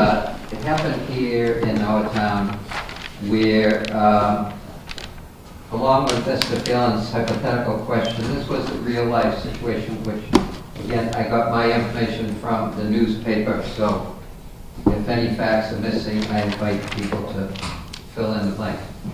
One department head was asking another department head for paperwork on financial matters. Okay. Okay. One department head refused to provide the paperwork. It got very, very blown up and complicated, and I guess that's probably when so-called metaphorical grenades started flying. And the board took no action, just filed it. How would you handle it as town administrator? The first thing I would do is probably sit down with each of the department heads independently first and figure out what's going on. Figure out if I can see if there's a reason person A is not giving person B the paperwork. And then if for some reason there's no good reason, you know, sometimes there's a reason. It doesn't always make sense, but sometimes there's a reason people don't understand. For instance, with the last election, our results could not be released until the last opportunity for someone to file a recount had been placed, or had expired rather, which was 5 p.m. on a Friday. And people wanted the election results prior to that. They wanted it on Thursday. We had them done for Thursday. They wanted them on Thursday. We could not release them legally, according to the Secretary of State's office, until Friday. So we couldn't do it. So sometimes there's a reason like that someone doesn't know. Sometimes it comes down to communication. Party A doesn't explain to Party B that that's why. It could be something as simple as that, and they're just not communicating. It probably wasn't, but it could be. So, you know, you really have to sit down with both parties and individuals involved and figure out what's going on. Is there a reason like that's happening? And if not, okay, well, first of all, you're gonna have to share. You have to share. If there's no reason like that, you have to. You have to share. Whether you give it to them or you give it to me and I give it to them, we're gonna have to make this work. And then we're gonna have to talk about what went wrong and why something didn't happen. And then I'm gonna have to sit down with the select board and say, hey, do we think this is a problem that party A is not cooperating with party B here? And do you guys wanna do something about it? That's the procedure I would take. Does that answer your question? I think so. Okay. Any follow-up, John? Right. Any follow? No, that's fine, thank you. Any other? Yeah, I have John? a question. Just, again, it's just bringing up this information. We asked you about your computer programming skills, what you're familiar with. And you said Access, Excel, Word, Adobe Pro, but also you knew SoftWrite? Yes, we use SoftWrite in the clerk's office. We just established the program and started running it slightly before April, I want to say. We use it for our cash register program. We also use it for our dogs, and I also sat down with the manufacturers of the programming and had them manipulate their old business certificate program. It used to be called Clerk Software, and rewrite half of the program for my needs for the office, and that's what we did. And that's what we use here too, treasurer. It's a very nice program. I really like it. You don't run into any glitches until someone accidentally puts in a check for $200 and it's really supposed to be $3. Then it takes a while to find, but otherwise it's pretty good. Okay. Anyone else? Anyone else? No? Thank you very much. Do you have any questions for us? I think my only questions would be, first of all, I know your last town administrator had left a couple years ago, and I think it was the only one you had since 2005, and she left about 2011. What were some of the responsibilities or some of the achievements she had while she was here? She was the first town administrator. She was in charge of communication. Okay. She would work communication. She would have monthly meetings and talk to department heads, whether they were positive or negative. They're held. She also did some grant writing. Okay. She's successful with one grant that I'm aware of, and it was a large grant. It was to purchase some land for athletic fields. She handled the day-to-day operation. I was in conflict with her on several occasions, in just different philosophies. But we worked out a lot of things. It was just a matter of communication on my part too with her. She was successful with reporting to the board what was the day-to-day operation, I believe. You know, whether she exhibited that to all the departments, it was a different story, but she would report to the board, you know, how she viewed things. My weakness, the only weakness I could feel on that receiving is she didn't communicate the same ideas to the Board of Selectmen as she did to the various departments. You know. She was here 2 years? 2.5 years, I believe. And she was our first one, and as a town administrator, I used the analogy that you're herding cats. You're not directing anybody in any situation, and you're trying to move people along by the force of your personality and little else. Because as administrator, you're not a manager, and there is no direct authority. It comes through us. You're the funnel up and down. So. Just to make it clear, I was not a selectman when she was here. I was a department head. That's true. All right. Do you have any other questions for us? My only other question would be if the select board had a idea of when they'd be making a decision. If I was to answer that question, I'd say soon. I would say soon. Okay. I would say a minute. So soon, like this week? I just want to put a context around it. I don't want to put you on the spot. You just did. Oh, well. But that's okay, John. We need to be put on the spot. Our next meeting to discuss this would be December 17th. So we're running out of meetings in December, and we're going to take a week off, a week or two, is it 2 weeks? 2 weeks off.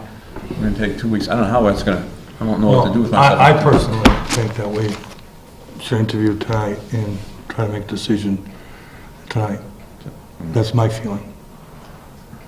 Or have a special meeting. Because Well, we have the town. I don't want to go into January and February without an administrator. It's right in the middle of budget time, and We have budgets, we have a lot of things happening. The 17th, we have, but we also have a town meeting, special town meeting on the 18th. So we're getting hemmed in here. I mean, I fully think we'll talk about it on the 17th. And there may be no good reason not to make a decision that night. yeah, maybe like Ed said, by the time we're done tonight, you guys have a Oh, you'll have an idea tonight. Yeah, and go from there. Okay, so soon. I think informally, we've That's talked, clear. I think informally, we've talked, like, we'd like to have somebody on board by the middle of January. Correct. We've not an official policy, but we've had some informal conversations with ourselves that we'd like to have somebody on board, and just for an arbitrary date, I think we said January 15th, you know, to get somebody on board. Which brings me back to a question I'd ask you. How much notice do you have to give? I'm only required to give 2 weeks, but I have federal jury duty from December 30th to January 17th. Is that an everyday thing, or is that? I'm on call Yes. every day in Boston. And it could be the Whitey Bulger trial. Is that the grand jury or? That's all over. It doesn't specify in the paperwork. I'm not really sure. I presume it may be. We'll see. I'm very excited. But I'm pretty sure that if you said you're moving to a community in the other part of the state, they'd let you off. Yes, but I would have had to respond to that in the 10-day notice, which was about 2 weeks ago. Anything else? No, I think we're good. All right. Thank you very much. Thank you very much. Nice meeting you. Drive carefully. Yeah, good seeing you, Heather. Thanks. Good seeing you. Likewise, Jim. I've got It was a new nice to see you email. again. All right. A new email. Thank you so much for coming. Thanks, Liz. Good to see you.